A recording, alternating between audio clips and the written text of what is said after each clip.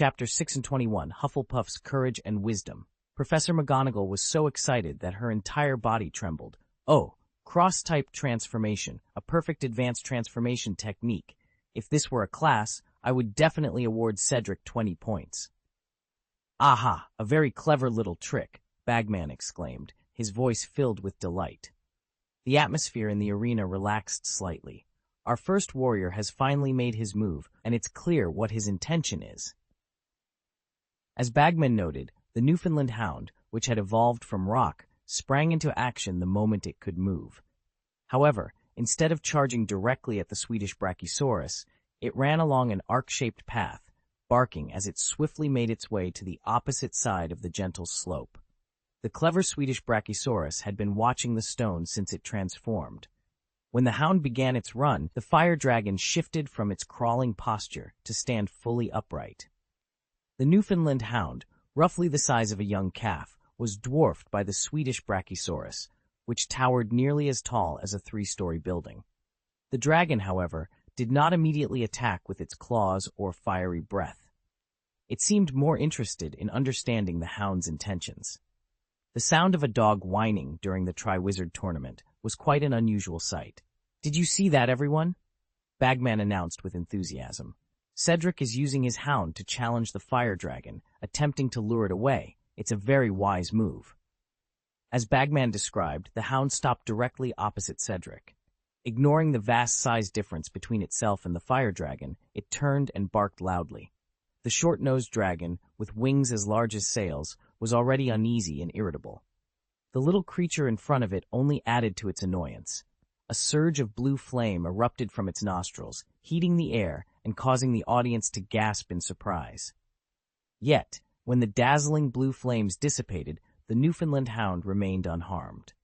Positioned safely out of reach of the dragon's breath, it was unaffected by the high temperature, being not a real dog.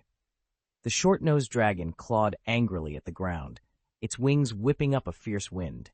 Its massive, menacing head swayed, and its low, thunderous roar sent shivers down everyone's spine. The problem was that this short-nosed dragon from the mountains of northern Sweden had not left its egg. Although it was intrigued by Cedric's hound, it refused to abandon its nest of hay. Realizing this tactic wasn't working, the Newfoundland Hound made a bold move. It leaped forward a few feet, then turned and provocatively shook its rear at the Brachiosaurus. This action had an immediate effect. The fire dragon, a magical creature of immense intelligence and pride, could not tolerate such an insult. The audience's laughter was drowned out by the dragon's earth-shattering roar. Another torrent of blue flames erupted, so intense that even Cedric, standing at a distance, felt as if he were in a scorching furnace. Fortunately, he reacted swiftly, urging the hound to flee. When the flames subsided, the hound remained standing, defiantly baring its teeth at the Brachiosaurus from the edge of a large pit melted by the fire. Roar! The air vibrated with visible waves, stirring up clouds of smoke and dust. Amidst the haze, the sound of iron chains tightening suddenly echoed. Then a massive shadow burst through the smoke, accompanied by a piercing roar. The creature suddenly lunged at the Newfoundland Hound. This was the moment. Atticus Blaine's mind went blank as he surrendered his body to pure instinct. Once the Brachiosaurus had moved 40 feet away from the dragon's nest, Atticus sprang from behind the rock with determination. "Oh my God! Look at Mr. Blaine!" Bagman exclaimed in astonishment. "His speed is incredible." Just moments ago, Atticus had been 60 feet from the dragon's nest. Yet in the brief seconds during Ludo's exclamation, he seemed to fly across the distance, reaching the edge of the dragon's lair, almost instantaneously. A thunderous roar shook the ground as the Swedish Brachiosaurus, which had been charging at the hound, sensed something amiss. It turned its head abruptly, spotting a small figure approaching its precious dragon egg. Before it could fully pivot, the dragon's breath was already prepared. The snout of the Brachiosaurus glowed with an intense blue light, more brilliant than ever. Atticus, now in full view, had no room to evade. His speed left him no option for retreat. Given the distance and his rapid advance, dodging was impossible. The dragon trainers, hidden in the passage, raised their wands in unison, and even Dumbledore rose from his seat. "The slide is flat." Just as the spectators feared Atticus would miss the golden dragon egg, he leaped forward, pointing his wand at the dragon's feet and shouting mid-air. Boom! The sound of the dragon hitting the ground was like thunder, but its breath still spewed forth. However, due to its sudden imbalance, the fiery blast missed Atticus, striking the rock wall just 2 or 3 feet to his left. The arena trembled, not from the dragon's roar, but from the audience's cheers. "Did you see that? Our first warrior has secured the golden egg." The dragon trainers rushed forward, casting dozens of red lights to subdue the Brachiosaurus. Yet the crowd's focus was on Atticus. Ludo Bagman leaped onto the table, shouting with excitement. "He did it! He showed us his courage and wisdom. I bet you 1,000 galleons that his last spell was premeditated. No one could think so quickly in such a situation. Our brave warrior took a huge gamble, and he succeeded." The Hufflepuff students were ecstatic, jumping on tables, laughing and chanting Atticus's name. Professor Sprout was moved to tears, while Cho Chang watched with teary eyes from the passage. "That's my son! That's my son!" Amos Blaine stood up in the Diagon Alley Theater, shouting with pride. Arthur, beside him, congratulated him warmly, though a hint of regret lingered in his eyes. He pondered how things might have been if Bill, Charlie, or even Percy had the chance to compete in the Triwizard Tournament during their time at Hogwarts. Atticus lay on his back, one hand firmly clutching the golden egg. He knew countless people were cheering for him, yet he felt no joy, only relief at having survived. The hidden passage opened, and Atticus glimpsed Madame Pomfrey rushing toward him, followed by a team of healers from St. Mungo's Hospital. The scene was tense in the ward for magical maladies and injuries. The people gathered around wore expressions of fear, as if they were witnessing something truly dreadful. "I'm fine," Cedric attempted to reassure them, trying to rise and explain that there was no cause for alarm. He had merely fallen. However, as he tried to move, he discovered that the left side of his body refused to respond, remaining completely numb. Startled, he glanced over in surprise. "Don't move!" Madame Pomfrey shouted as she hurried closer, her voice filled with urgency. Cedric's face was contorted with confusion and pain. She paused to catch her breath, her eyes widening at the sight of Cedric's bloodied arms exposed to the air. "You should thank Atticus Blaine for providing you with the special competition uniforms, Mr. Diggory," Madame Pomfrey said, her voice tinged with horror. "Otherwise, you wouldn't have been able to save your arm." End of this chapter. Chapter 622, Dumbfounded. Cedric Diggory showed commendable courage.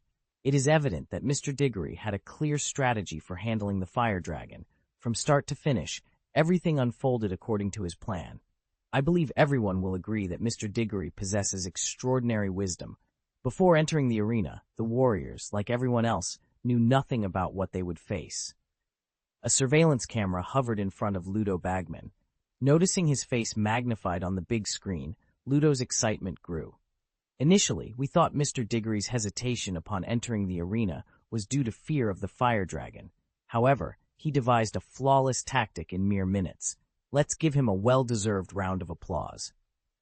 The sudden, thunderous applause echoed across the field, and colleagues at Hogwarts congratulated Mrs. Sprout. Cedric's brilliant performance, his exceptional transfiguration skills, and the crucial little spell he used at the end won nearly everyone's approval.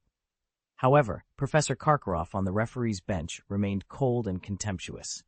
Regrettably, Cedric couldn't completely evade the Brachiosaurus's fiery breath, resulting in a serious injury to his left hand, which would undoubtedly affect his score. Indeed, the results reflected this.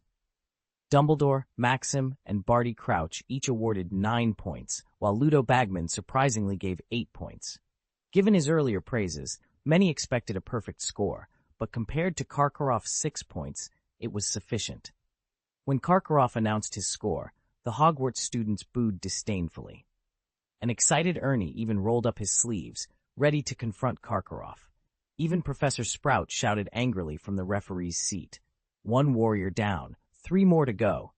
The dragon trainers were undoubtedly the busiest during the competition. They used a stunning spell to subdue the fire dragon, then dragged the unconscious Swedish short snout away.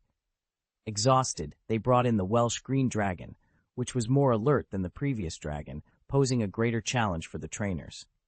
Strange. Ginny observed the chaotic scene on the big screen, furrowing her brows. Where's Charlie? He's their leader, isn't he? Shouldn't he be helping? Oh, maybe he's ended up in the belly of a fire dragon, Fred remarked with mock sadness. A sharp whistle sounded again, and Bagman announced, Miss Delacour, it's your turn. Please come on. All eyes turned to the big screen. 2 minutes later, Fleur Delacour, clad in her competition uniform, emerged from the tunnel and entered the arena. Among the many lovely girls from Beauxbatons, Fleur was the most dazzling. At Hogwarts, except when facing certain professors, she always carried an air of arrogance, as if nothing here mattered to her. Yet, perhaps due to her striking appearance, Fleur's popularity remained high. Privately, the number of boys who expressed their admiration for her rivaled Victor Krum's vast group of female fans. But today, Fleur didn't appear as proud as before. With her hair tied in a high ponytail, she mirrored Cedric's initial demeanor. Standing at the foot of the hillside, she gazed up at the mountain's peak, helplessness etched on her pale cheeks. Yet, her graceful posture exuded a different allure, tempting many boys to leap into the arena and face the Welsh green dragon in her stead. Those following this event may have already. Ludo enthusiastically explained to the crowd, Miss Fleur Delacour from Beauxbatons possesses Vila blood, which is the source of her extraordinary beauty. Oh, Miss Fleur Delacour and the Welsh green dragon, this reminds me of the popular Muggle fairy tale, Beauty and the Beast. I can't wait to witness her remarkable performance. Mrs. Maxime coughed loudly, her eyes fixed angrily on Ludo Bagman, successfully interrupting his frivolous remarks. Her gaze then shifted to the large screen, where Fleur's face appeared as pale as snow, filled with concern. There won't be any accidents, Dumbledore, will there? It's not that I doubt Fleur, but, oh, where has Atticus Blaine gone? Shouldn't he be on standby to handle any emergencies? Why don't I see him? Rest assured, madam, Dumbledore replied politely, ignoring Karkaroff's sneer. After scanning the area, his eyes settled on a particular spot outside the field. His silver eyebrows twitched slightly, as if he had discovered something. Atticus is likely patrolling the perimeter. I suspect he's wary of a repeat of the World Cup incident. Addressing Mrs. Maxime's concerns, Dumbledore's blue eyes glimmered with contemplation. He calmly tucked his hands into his wide sleeves. Moments later, a faint silver light emerged, unnoticed by anyone, and vanished through the floor. Everyone, Miss Delacour has likely devised a plan, Ludo exclaimed, his surprise evident. Many had assumed Fleur would adopt a strategy similar to Cedric's, approach quietly, avoid alerting the dragon, and wait for the right moment. However, Fleur's choice defied expectations. She took the most direct path uphill, her steps unsteady, yet it was clear she had no intention of concealing herself. Her bold approach naturally caught the attention of the Welsh green dragon on the hillside. Compared to the Swedish short snout Cedric had faced, the Welsh green dragon, native to the Welsh region of the UK, was notably more docile. It observed the approaching wizard with its green vertical pupils, displaying not hostility, but caution. The Welsh green dragon let out an ethereal, prolonged roar. Wizards unfamiliar with this dragon were astonished, unable to believe that such a fierce creature could produce such a beautiful sound. In truth, Welsh green dragons are among the gentlest of dragon species. They prefer feeding on sheep and typically avoid humans unless provoked. Sanctuaries have been established for them in the Welsh mountains, where they thrive on high cliffs, excelling at rock climbing. However, a gentle nature does not equate to a lack of temper, especially at such a critical moment. After the dragon's roar, Fleur paused briefly, but then resumed her advance. Without the need to conceal her presence, she reached the top of the slope faster than Cedric had.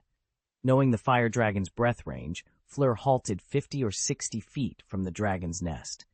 What is she planning? Ludo voiced the question on everyone's mind. Is she going to confront the dragon head-on? With all due respect, that's not a wise choice. The audience eagerly anticipated Fleur's performance, but then something unexpected occurred. The Welsh green dragon, seeing Fleur disregard its warning roar, raised its head in response.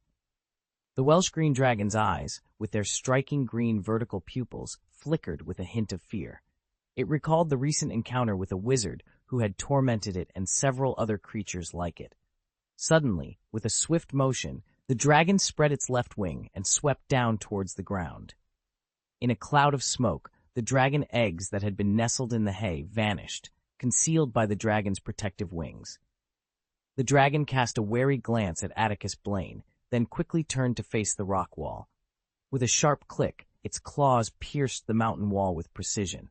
Click, click, click, smoke and dust filled the air as chaos erupted around them. The sound of breaking rocks echoed through the air, culminating in a heavy clang.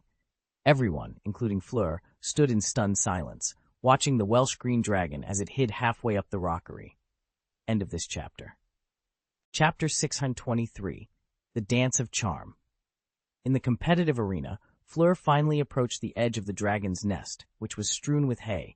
She lifted her gaze to the Welsh green dragon, which had decided to make its home on the rock wall. Her finely carved features were etched with astonishment. In the otherwise silent arena, where even a pin drop could be heard, laughter erupted unexpectedly. It spread like wildfire, quickly filling every corner of the vast Noda arena. Even the wizards seated in the high positions, who were usually adept at concealing their emotions, couldn't help but smile. The little wizards, less restrained, banged their tables in fits of laughter. The scene was indeed amusing, and many spectators glanced at the bewildered Fleur Delacour, the Beauxbaton champion, with thoughts of intrigue. "Oh, everyone in the audience," Ludo Bagman announced in an amused tone. "Have you seen the situation now? The fire dragon has been frightened by Miss Delacour's bravery and has retreated to the rock wall. But what should she do now? Our fire dragon took all the eggs before moving. Perhaps she can climb up the chain." "Dumbledore." Madame Maxime glared fiercely at Ludo Bagman, her fists clenched, wishing she could land a solid punch on his nose. However, her primary concern was her warrior. Madame Maxime stood up anxiously, her towering figure immediately drawing the attention of many. "This should be an accident. How should we handle this situation?" she demanded.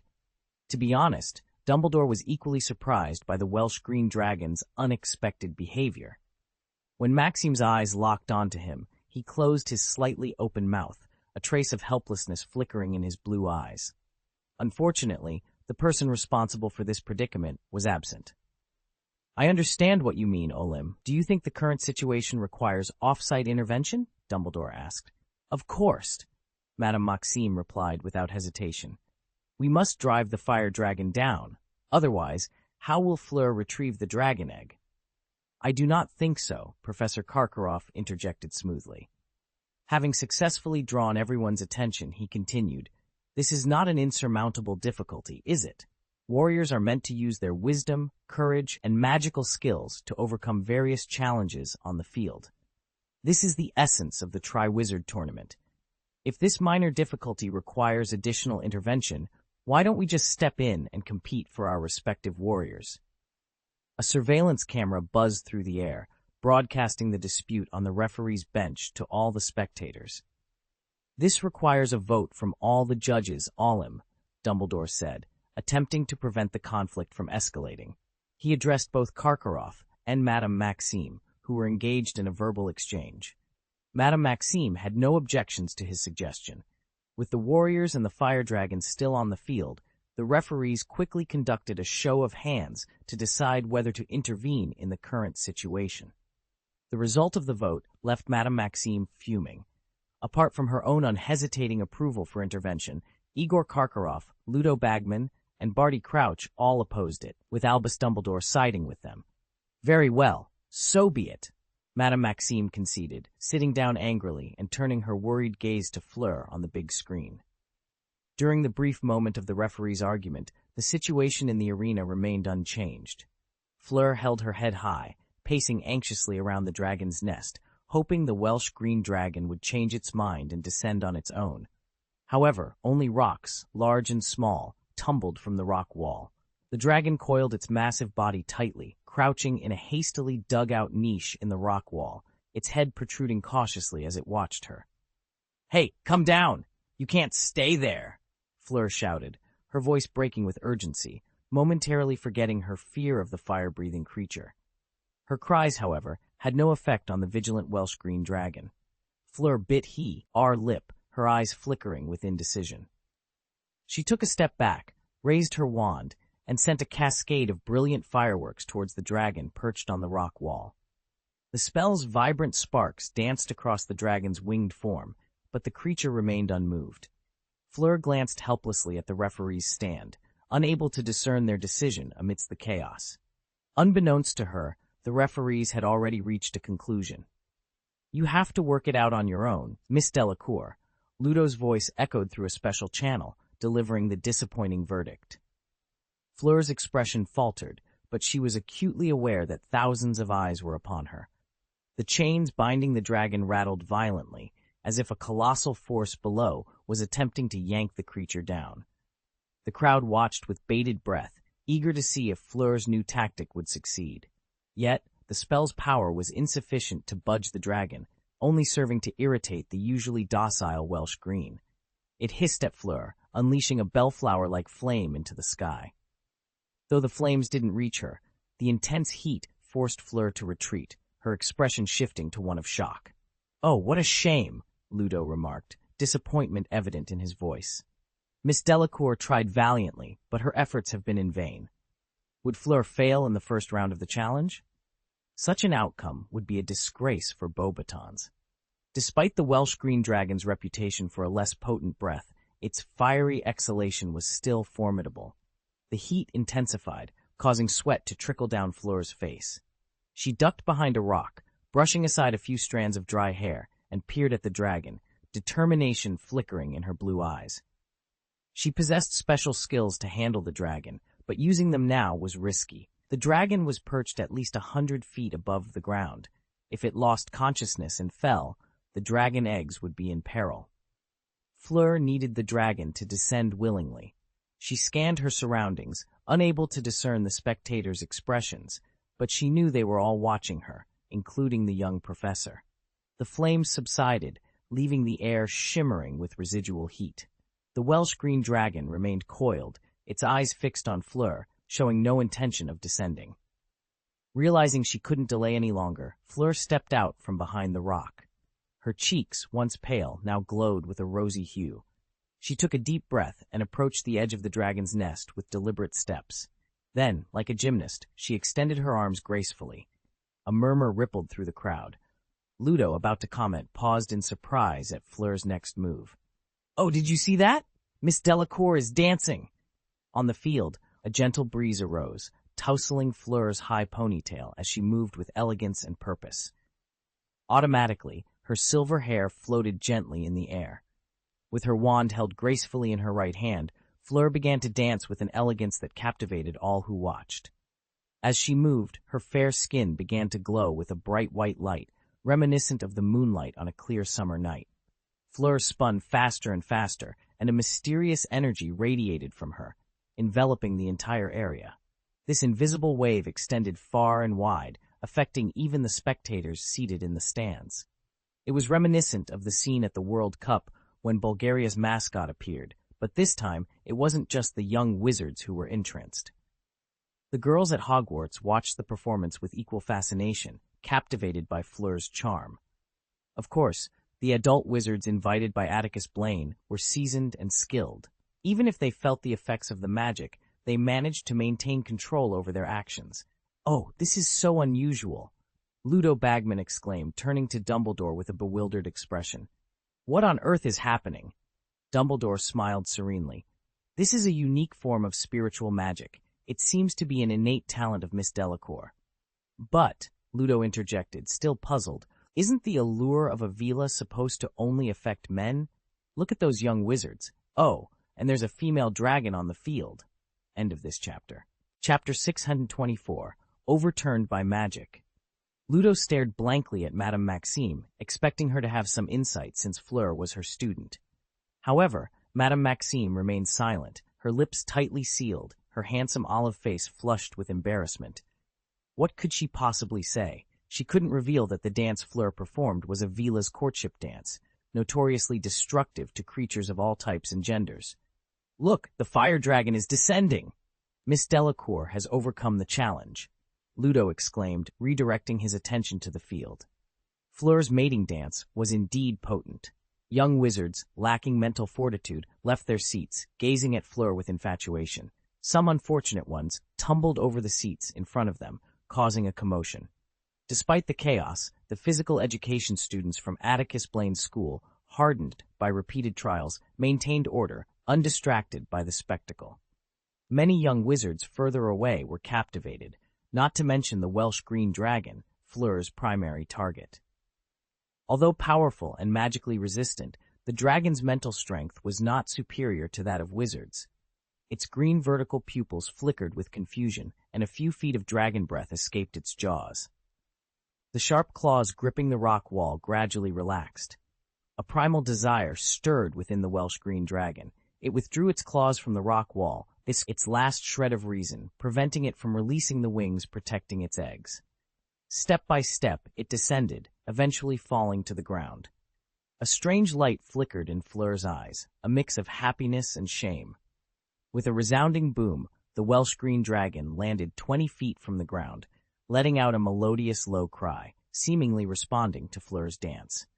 Fleur's blue eyes sparkled with joy as she noticed the scattered dragon eggs. Momentarily caught off guard, she stopped dancing, and the green dragon regained consciousness as the mental charm dissipated.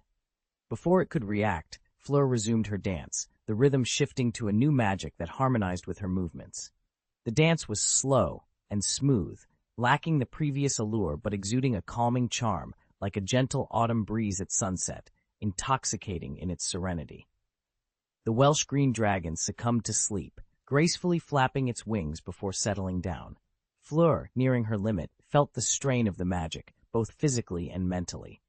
As the dragon snored, she collapsed to the ground, her forehead and cheeks glistening with sweat, her vision blurred. Yet she remained focused on her mission. Among the earth-brown dragon eggs, she found the distinctive golden dragon egg. As Fleur's hand touched the dragon egg, a collective sigh of relief was heard, not only from her, but also from Ludo, who was commentating on the event. He was about to announce, the sleeping Welsh green dragon suddenly snorted, releasing a small, mushroom cloud-like flame from between its jaws, which lightly singed Fleur's calf. Don't worry, Olim. Madame Maxime began to rise from her seat to check on Fleur, who had been hurriedly carried off the stage by a group of therapists. However, Dumbledore gently tugged at her sleeve. I believe the competition uniforms provided by Atticus Blaine are quite effective. The most important thing now is to score Miss Delacour's excellent performance. Fleur's performance had been remarkable. If not for the dragon's flame at the end and her hesitation in figuring out how to subdue the Welsh green, her enchanting magic might have surpassed Cedric's. Dumbledore, Crouch, and Bagman each awarded her 8 points, while Madame Maxime gave her 9, and Karkaroff scored her 7. Ultimately, Fleur trailed Cedric Diggory of Hogwarts by just 1 point. Hogwarts is ahead for now. Harry and Sirius had attempted to find Hermione, but the staff in the tent wouldn't allow them to disturb the champions at this time. Frustrated, they returned to their hiding spot in the exit passage, as Sirius couldn't reveal his presence. Upon seeing the score, as displayed on the large screen above the field, Harry pumped his fist in delight, then grumbled. The Durmstrang headmaster only gave Cedric 6 points. I'd like to see how he plans to score when his own champion competes. Don't dwell on it, Harry, Sirius said, applauding Fleur's effort. He smirked at Harry's complaint. It's unrealistic to expect someone like Karkaroff to be fair. I bet you that if Crumb completes the challenge, no matter how poorly, Karkaroff will give him full marks. Harry was about to voice his frustration when a familiar figure caught his eye. He instinctively wanted to warn Sirius to hide. Don't worry, Harry, it's Hagrid, Sirius reassured him, brushing off Harry's hand and preparing to greet Hagrid with a smile. However, upon seeing Hagrid's worried expression, Sirius's demeanor turned serious. What's the matter, Hagrid? Oh, Sirius! Hagrid exclaimed, clearly surprised to see them. And Harry, what are you doing hiding here? Never mind that, Hagrid, Harry interjected, sensing something was amiss. What's happened, Hagrid? Where are you going? Hagrid hesitated, glancing around nervously. Under Harry's persistent questioning, he finally wiped the sweat from his brow and leaned in, speaking in a low, anxious voice. Phew, you're right, something's gone wrong. Hagrid's small, beetle-like eyes were filled with panic as he explained. Professor Blaine just sent me a message. There's a problem with one of the fire dragons. It's the one Hermione is supposed to face. It's not in good condition. A flurry of thoughts raced through Harry's mind. Was this another issue involving Hermione? What's wrong with that fire dragon? Explain, Hagrid. Sirius demanded sharply.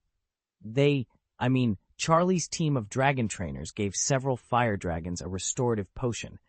They used tranquilizers to put the dragons to sleep, and the other 3 recovered successfully, Hagrid said breathlessly.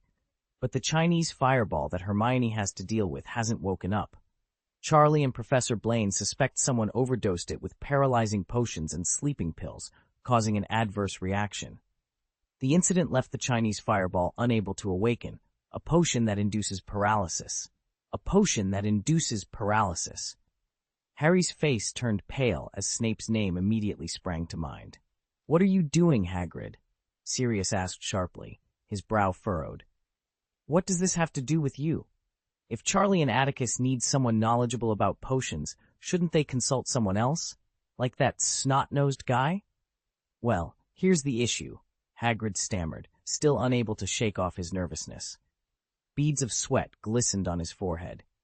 "Charlie mentioned they've been in close contact with the fire dragon for some time now, with guards posted even at night. They've never seen any strangers near the dragon, let alone anyone feeding it. I'm the only one." Hagrid swallowed hard, looking as if he were in peril. "I'm the only one who's been responsible for providing food to the fire dragon." End of this chapter. Chapter 625. The Truth. Impossible. Harry's mind was momentarily frozen before he regained his composure. He declared with conviction, "Professor Blaine and Charlie would never suspect you of poisoning the fire dragon that Hermione is supposed to face, Hagrid." "I don't know," Hagrid stammered, clearly flustered. "I was just about to go over and check the situation." "Where are they, Hagrid? Let's go there together," Sirius interjected, understanding the gravity of the situation. The eyes of the entire European wizarding world were fixed on Hogwarts. Any mishap in front of such an audience could lead to a whirlwind of rumors. Under Hagrid's guidance, the trio hurriedly made their way around the amphitheater, arriving at the tunnel where the fire dragon was temporarily housed. As they reached the tunnel, they saw dragon trainers transporting the slumbering Welsh green dragon into the tunnel on a carriage. The passage was crowded, forcing Harry and the others to wait on the sidelines. Once the Welsh green dragon was secured, the trainers quickly maneuvered a black fire dragon up the tunnel's slope. "Hey!" Sirius exclaimed upon seeing the Hungarian horntail, and Harry's face mirrored his shock. This dragon, with its dark scales and menacing visage, was significantly larger than the previous Swedish short snout and Welsh green dragon. Even confined within its cage, unable to fully extend its body, it measured at least 30 feet in length. Its neck and tail bristled with sharp bronze spikes. This formidable horntail was far more vigorous than the dragons that had preceded it. It emitted a series of piercing roars and clanged against the iron bars of its cage. The dragon trainers, wary of its ferocity, kept their distance, using magic to propel the carriage forward. "Why doesn't it breathe fire?" Harry asked, his question seemingly out of place. "They've used the fire-blocking charm to restrain it. Otherwise, no one would dare approach it when it wakes up." Despite the trouble at hand, Hagrid's eyes were filled with awe as he gazed at the horntail. Harry couldn't fathom how Crumb planned to handle such a beast, but he was relieved it wasn't his challenge to face. "Let's go," Sirius urged, a hint of regret in his voice. "Let's sort this out quickly. Maybe we'll have time to see the end."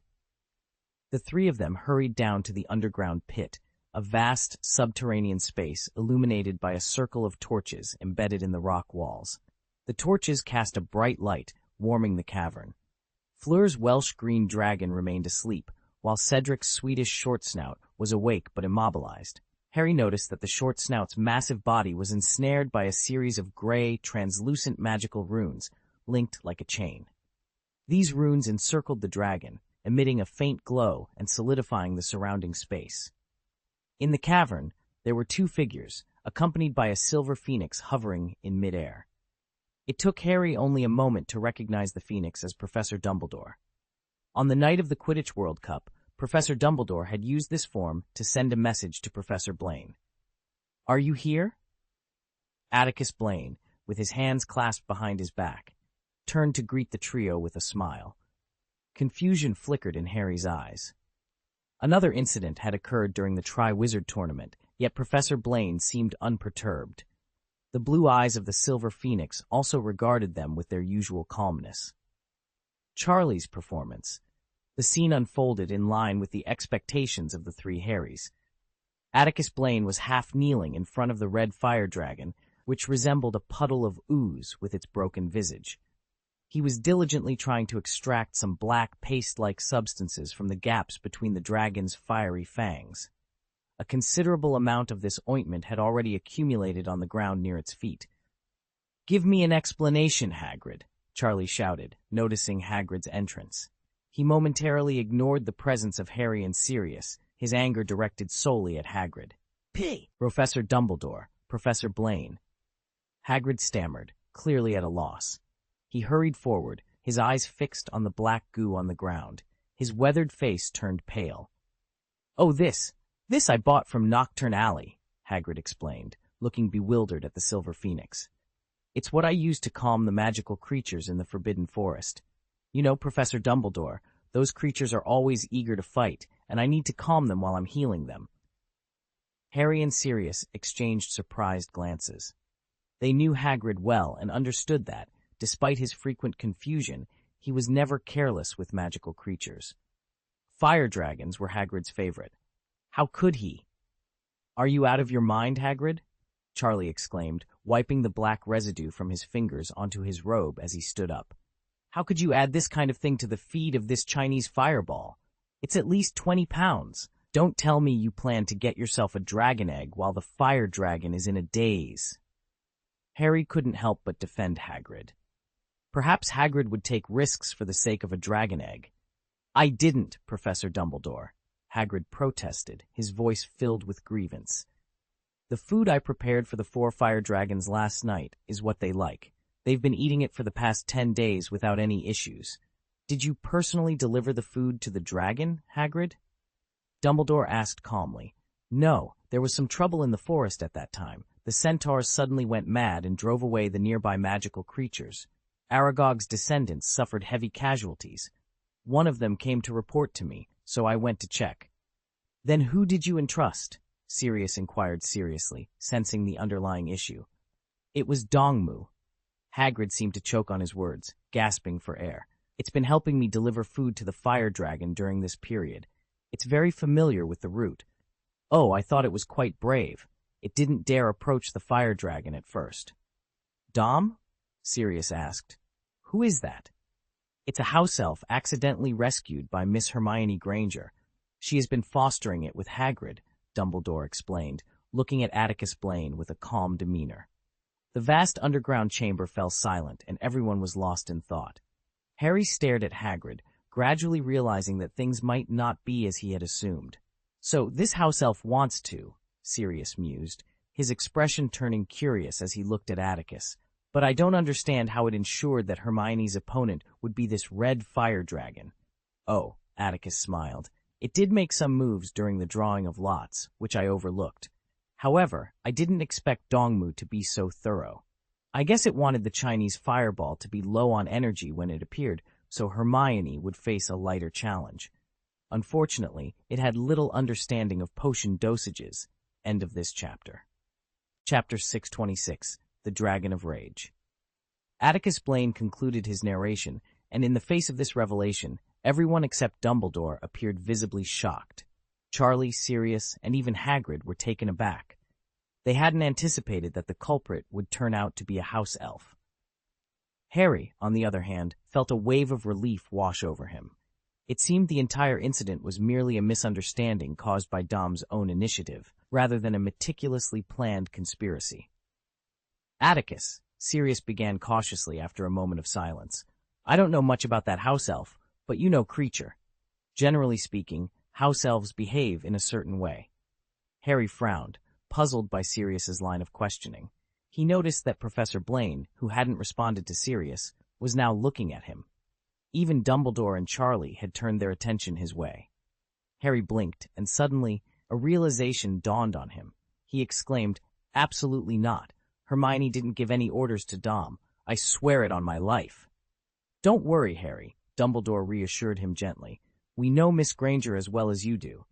My opinion is, Professor Blaine interjected, Dom probably wanted to help Hermione through a tough situation, so he might have misinterpreted some of her words, right, Harry? Harry tried to recall the recent interactions between Hermione and Dom, but he couldn't remember the specifics. Unlike Hermione, he didn't have an exceptional memory. He reiterated, I can call him and ask Professor Dumbledore, Professor Blaine. Seeing that he was no longer under suspicion, Hagrid visibly relaxed, as if a great weight had been lifted from his shoulders. That's not the issue, Hagrid, Sirius said, offering his perspective.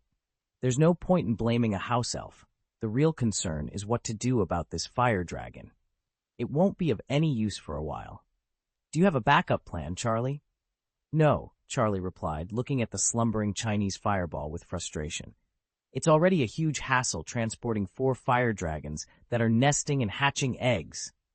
Harry understood the dilemma facing everyone in the cave. With a hopeful look, he asked cautiously, maybe Hermione can be promoted directly. If we do that, the Triwizard Tournament might not proceed. Harry, Madame Maxime, and Professor Karkaroff might just abstain from participating, Dumbledore said, smiling at Harry. Perhaps, Sirius, who was actively engaged in the discussion, suggested, we could have one of the Welsh green or Swedish short-snout dragons work overtime. You'd be laughed at for that, Sirius. Atticus dismissed the idea. He paused for a few seconds, then slowly said, when I first discovered the situation, I considered using a transfiguration spell to turn a stone into a fire dragon and have Hermione deal with it in the arena. But you can't make a fire dragon breathe fire, can you, Atticus? Dumbledore pointed out calmly, highlighting the flaw in Atticus's plan. Throughout the conversation, both Atticus and Dumbledore remained composed, not viewing the situation as an insurmountable obstacle. Actually, it's not impossible. We could hypnotize everyone in the arena. You know, Headmaster Dumbledore, there are illusion spells that can achieve this, but with so many skilled wizards present, it would be easy to spot any inconsistencies. However, I have a new idea. What is it? Sirius asked, intrigued by what other ingenious solutions Atticus might propose. However, Atticus did not immediately reveal his plan. Atticus Blaine didn't directly reveal his plan. Instead, he gazed at Sirius with a smile, a peculiar glint in his eyes. Ah, the first Triwizard Tournament in centuries. It's a once-in-a-lifetime opportunity, isn't it? So, Sirius, are you considering participating yourself? As the handlers led the Hungarian Horntail into the arena, the crowd collectively gasped at the sight of the massive dragon, its body bristling with sharp spikes. The young wizards quickly realized that Victor Krumm's opponent would be formidable. Now, let's welcome the Durmstrang champion, Mr. Victor Krumm, with a warm round of applause. Ludo Bagman announced enthusiastically. I doubt there's a Quidditch fan here who doesn't know Bulgaria's talented seeker, Victor Krumm. Despite Bulgaria's loss to Ireland in the World Cup, Krumm triumphed over Lynch in the seeker duel. His flawless Wronski feint was a sight to behold. We hope Mr. Krumm delivers an equally spectacular performance today. Ludo's knack for energizing the crowd was evident as more people joined the cheering throng at Hogwarts. The atmosphere was far more electric than when Cedric and Fleur had taken the stage. However, Karkaroff couldn't share in the excitement. He watched the restless Hungarian Horntail with a sinister gaze, and Victor Krumm mirrored his expression. Many expected Krumm, like Cedric and Fleur, to take a moment to conquer his fear and strategize. Yet, his approach was unexpected. Upon entering the arena, Krumm paused for only a couple of seconds before sprinting forward. Unlike Fleur, he didn't attempt to conceal himself, but charged directly along the ridge, as if preparing for a hand-to-hand battle with the Hungarian Horntail. Is he really planning to confront the dragon head-on? Arya asked, her voice filled with admiration. If he were at Hogwarts, he'd surely be in our house. Not necessarily, Arya, George replied seriously. To be in Gryffindor, you need at least some brains. Unlike the previous dragons, the Hungarian Horntail didn't issue a warning growl when it noticed Krumm approaching. Its dark yellow eyes, filled with murderous intent, fixed on the small figure racing toward it. The dragon stretched its body, towering to a height of 50 feet. As Krumm closed the distance, 200 feet, 150 feet, 100 feet, 80 feet, His expression remained dark and determined. He raised his wand, the glow of a spell already shimmering at its tip. "Oh my, Mr. Crumb seems intent on confronting the Hungarian horntail," Ludo exclaimed in surprise. "He aims to drive back this fearsome dragon, but can he succeed?" Suddenly a deafening roar erupted from the arena, causing the ground to tremble. The Hungarian horntail, tormented by the purple-eyed human wizard and imprisoned for weeks, had reached its breaking point. The audacity of this tiny human to challenge it was intolerable. The dragon reared its neck and unleashed an earth-shattering howl, the sound rippling through the air. Then, with a swift rotation, it slammed its bronze-spiked tail into the rockery with tremendous force. Stones the size of heads flew like bullets, scattering in all directions. A magical barrier enveloped the arena, sending ripples through the air. The venue was engulfed in a thick haze of smoke and dust, obscuring nearly half of the scene and making it difficult for spectators to discern what was happening.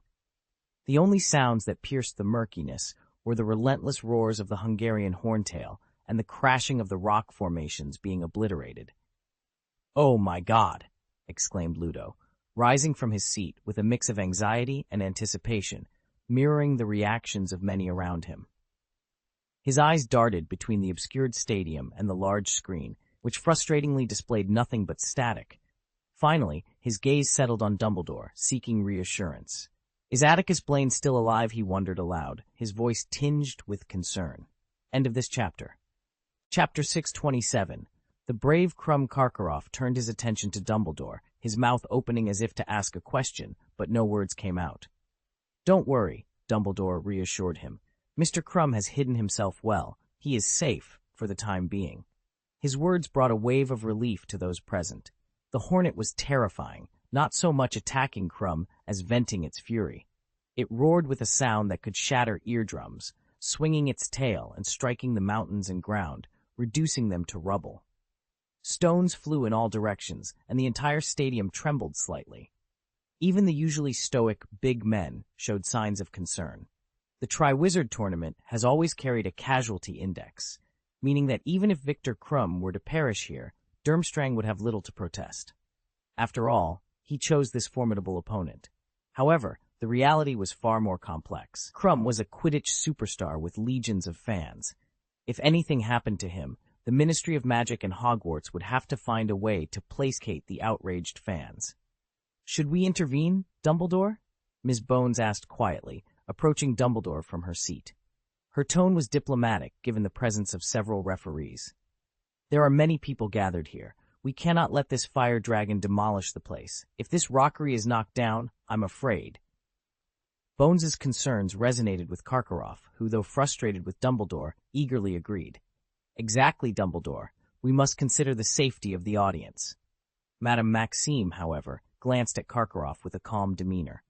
"Warriors should use their wisdom, courage, and magical skills to overcome challenges on the field. I agree with your earlier views, Karkaroff." "Do we need another vote?" Ludo inquired. "I don't think it's necessary," Dumbledore replied cheerfully, his gaze returning to the field. "I believe the commotion is nearly over." 3 minutes had passed since the chaos began.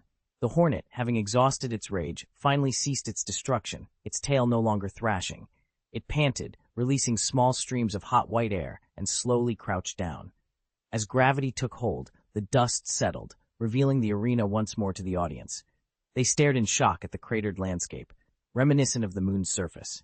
"You think?" Neville stammered. "What's left of him?" "It's hard to say, Neville," Dean replied, swallowing hard.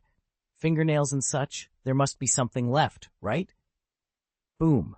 The game screen cleared, and the surveillance cameras, previously in disarray, refocused. Crumb was nowhere to be seen, leading most of the young wizards to believe he had become one with the earth. Some of Crumb's devoted female fans even covered their mouths, sobbing quietly. But then, about 50 feet from the treetop, a rock embedded in the ground exploded without warning. Victor Crumb, presumed dead, emerged from a large hole in the ground. Covered in dust, even his eyebrows and hair were coated. He stood by the crater, breathing heavily. The big screen showed his face, marked with small wounds, and most notably, his left wrist bent unnaturally. It didn't take a genius to deduce how it happened. It's incredible that he's actually still alive, Ludo exclaimed, stunned. Atticus Blaine suddenly felt a chill creeping up his spine. Without needing to turn around, he instinctively knew who was glaring at him with murderous intent. Quickly, he shifted the conversation. Incredible, everyone. Mr. Crumb is facing quite the challenge. Oh, his left arm looks injured, which will surely affect his mobility. I sincerely hope this doesn't impact Mr. Quidditch's career too severely.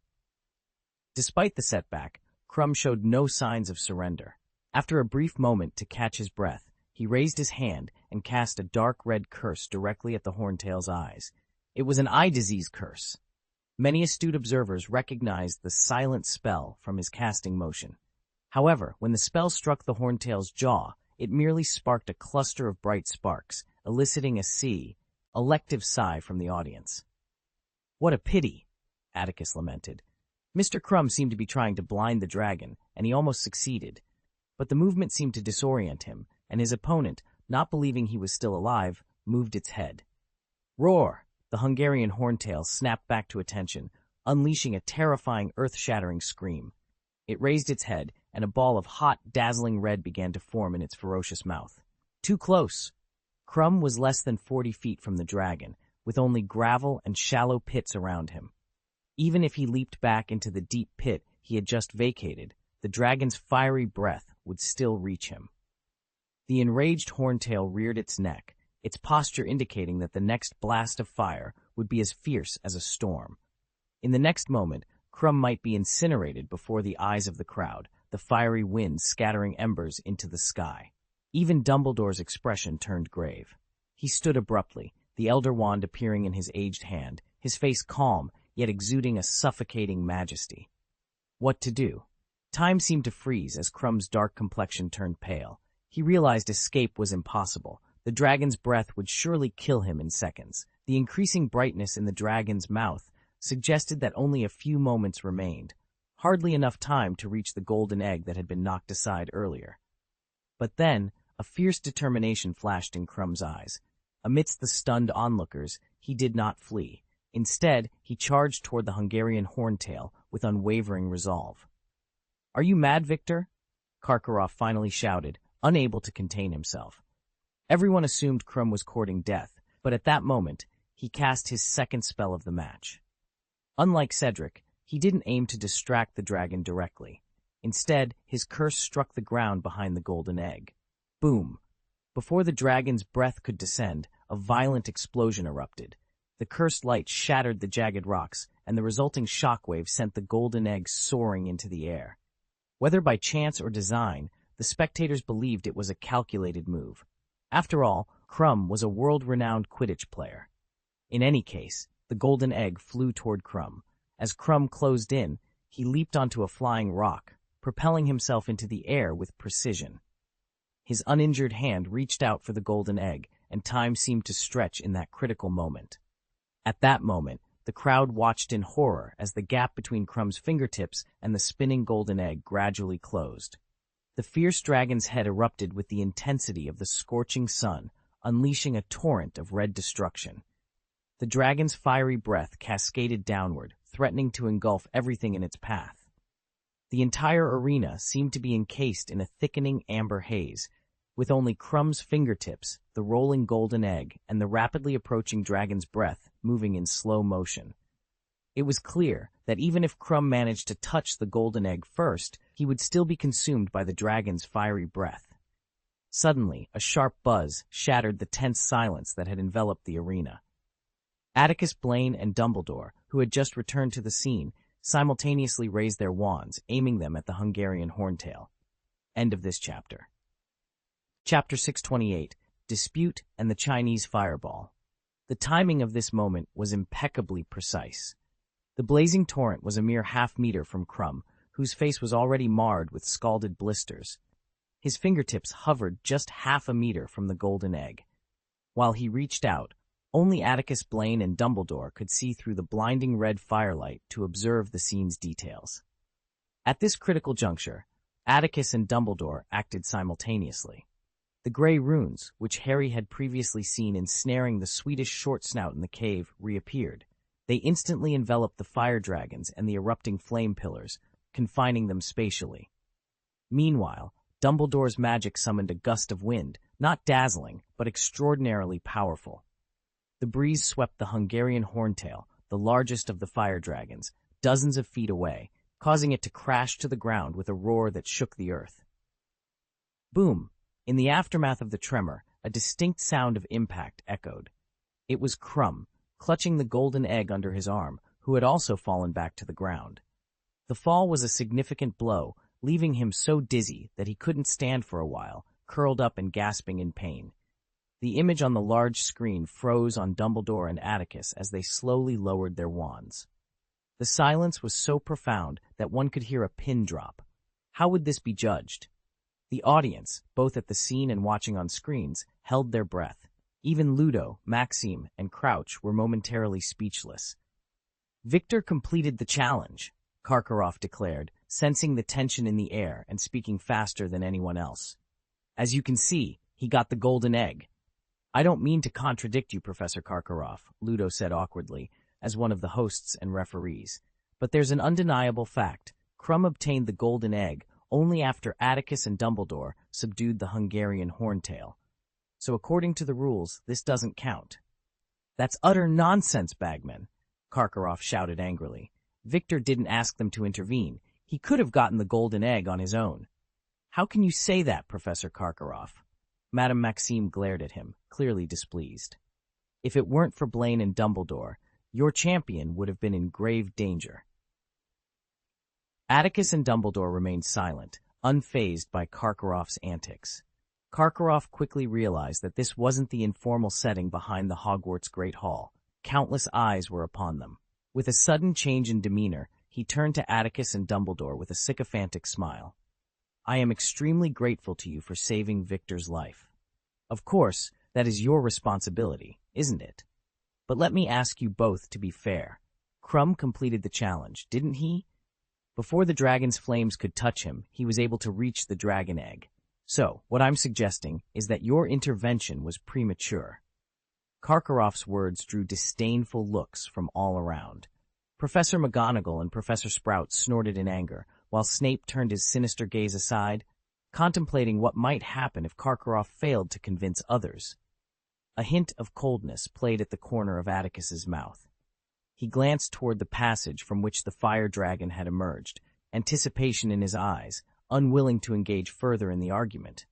Dumbledore's half-moon spectacles reflected a trace of impatience, yet he maintained his composure and commented calmly, "Objectively speaking, the situation is such that Mr. Crumb will reach the golden egg first," Dumbledore's words echoed, causing Karkaroff to clench his yellowed teeth in frustration.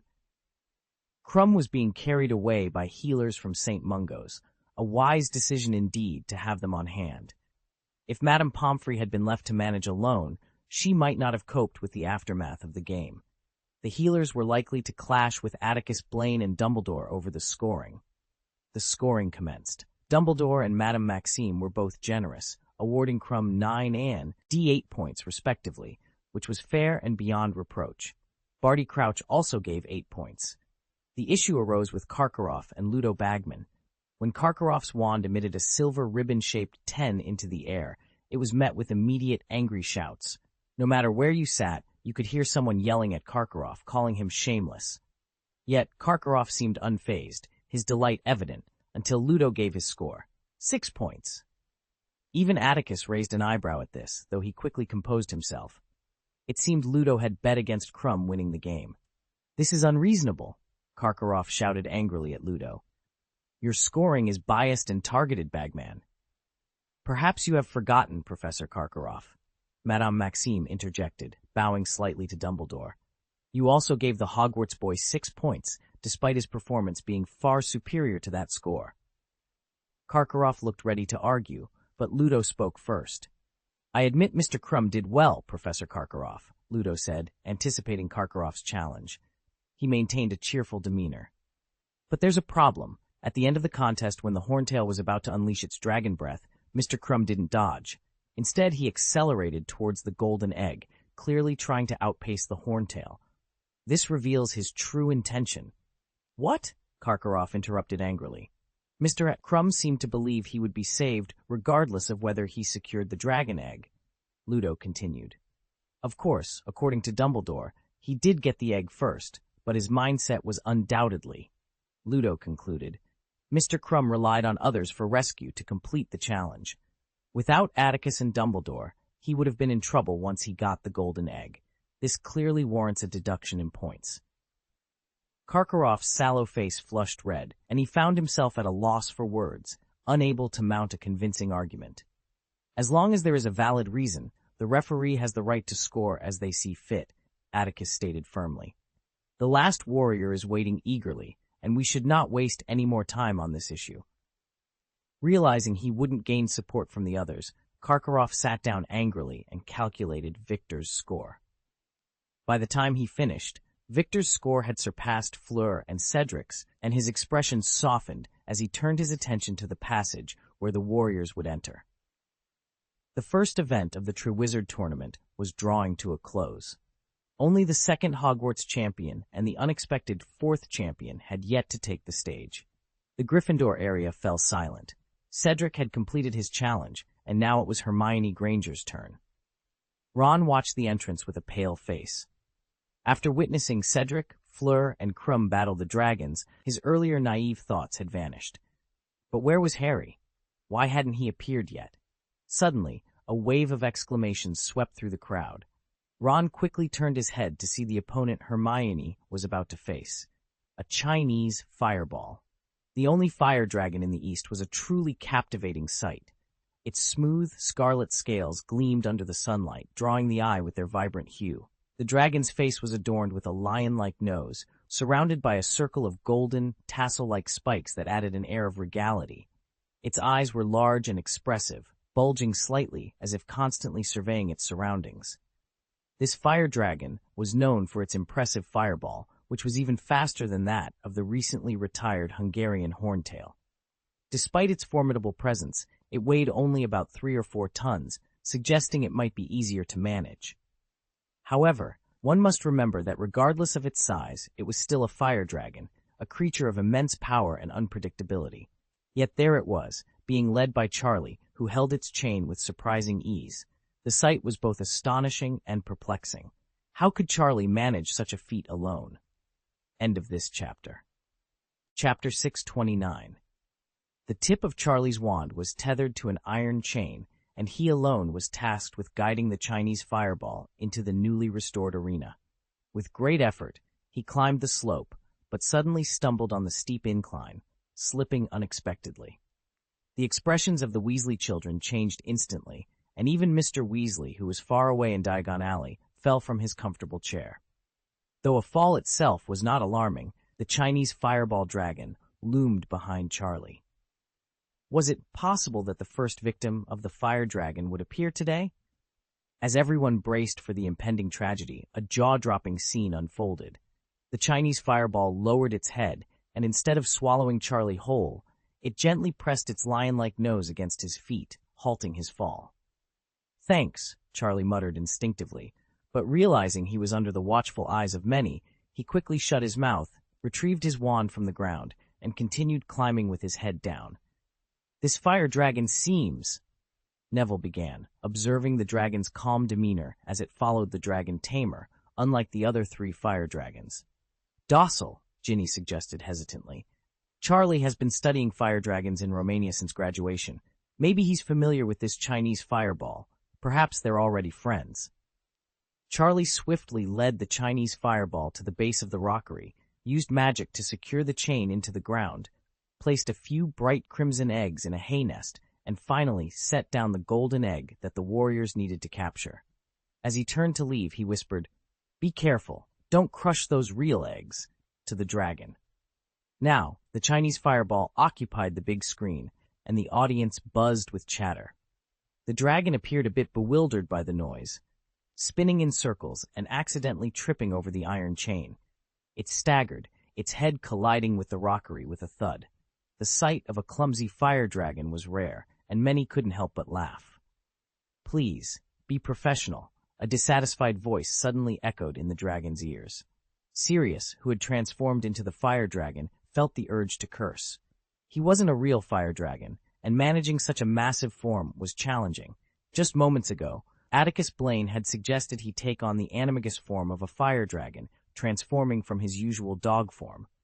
Even Sirius, who often avoided responsibility, found the suggestion absurd. Yet Atticus convinced him, as Sirius was the only one with experience as an animal, and participating in the Tri-Wizard tournament this way sounded intriguing. Ow!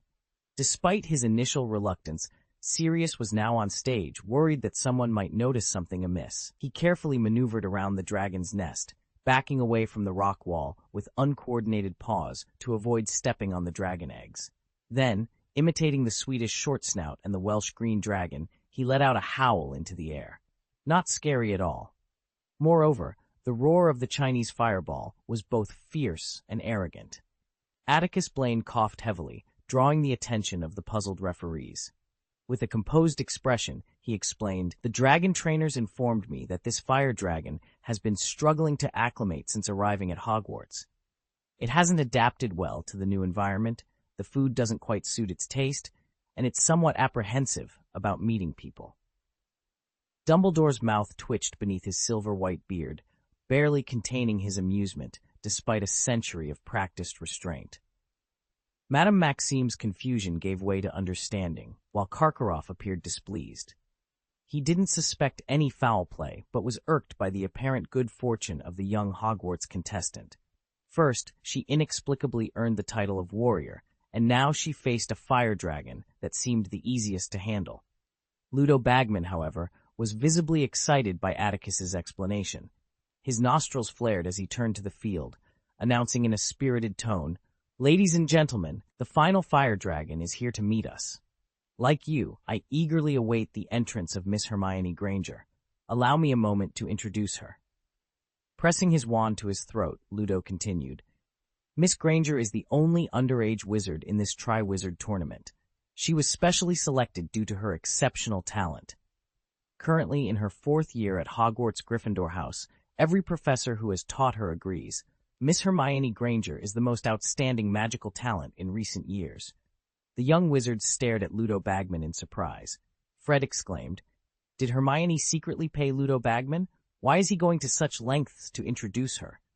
"I bet he put a lot of money on Hermione," George speculated, frowning. "That's foolish. He doesn't need to promote her. You only win big by betting on an underdog. If it were me, I'd do it quietly." "We all know Ludo's not the sharpest," Fred added, but before he could continue, Angelina suddenly shouted, "Look, there she is! Hermione's there!" The Gryffindor students, familiar with Hermione, stopped discussing Ludo's odd behavior and craned their necks to see the entrance. Breathe, breathe, breathe, breathe. Everything before Hermione's eyes felt like a vivid dream. She saw hundreds of blurred faces in the stands, their intense gazes bearing down on her, as if trying to press her into the ground. The air was thick with the acrid scent of sulfur. Momentarily stunned, Hermione, who had been silently reciting the word summoning spell, realized the smell was from the fire dragon's flames. Her frail body swayed as her vivid imagination conjured scenes of fire dragons wreaking havoc, leaving her breathless and dizzy. Standing was a challenge. Where am I, and what am I supposed to do? The mental preparation she had painstakingly built seemed to crumble. In a haze, Hermione thought, "Oh, the summoning spell." It was the only word she could recall, but what was she supposed to do with it? Each passing second felt like an eternity, and she was suddenly overwhelmed by the urge to turn and flee. She longed to escape this suffocating and painful place. Yet, just as she was about to act on this impulse, Hermione found her feet rooted to the ground. It wasn't magic that held her back, but a deeper obsession that imprisoned her thoughts of fleeing. So many people had worked tirelessly to keep her alive. How could she bring shame upon them? Hadn't she always wanted to prove that even someone with Muggle blood could become the greatest wizard, just like Professor Atticus Blaine? Now, she finally had a once-in-a-lifetime opportunity to do so. Gradually, the absent-minded look in Hermione's eyes gave way to a glimmer of determination. "Clear your mind, Hermione. You can do this. It's within your reach." The chaotic colors before her eyes began to organize themselves, and she saw the fire dragon waiting for her at the foot of the rockery. Hermione took a deep breath and exhaled slowly. In the next moment, under the watchful gaze of countless eyes, a pale but resolute Hermione raised her wand towards the sky. End of this chapter. Chapter 630, Failed Attempts. The girl's face and lips, displayed prominently on the big screen, were still pale, yet her brown eyes shone with determination. Observers could easily surmise that this youngest warrior had endured a complex internal struggle in a short span of time. Like the three warriors before her, she had undoubtedly conquered her fear of the fire dragon. The invisibility cloak is coming. Her clear shout resonated across the field, carrying a decisive will that pierced through the thin clouds and lingered beneath the blue sky. It's a summoning spell. Oh, I just taught them that, Professor Flitwick exclaimed joyfully to his colleagues. Although no one from Ravenclaw had been selected for this tournament, the warriors were using the wand techniques he had taught to battle the fire dragon, filling him with pride and glory. Invisibility cloak. Oh, I see. What a brilliant idea! Ludo announced enthusiastically to the European wizarding community. As I just emphasized, Miss Hermione Granger is remarkably wise. She has discovered a unique path. But she committed a foul. Karkaroff stood up, glaring at Dumbledore and Atticus Blaine with anger. Warriors are only allowed to bring their wands onto the field. This is clearly stipulated. I believe we all agree that this young girl should be disqualified from the next competition. If you hadn't left your eyes and brains on that ship when you came to watch the game today, Professor Karkaroff, Atticus Blaine replied calmly, leaning back in his soft chair with his hands under the table, you would have noticed that Miss Granger only brought her wand. In my opinion, she was simply fortunate. She encountered a Chinese fireball unaccustomed to the climate and happened to have an invisibility cloak at her disposal.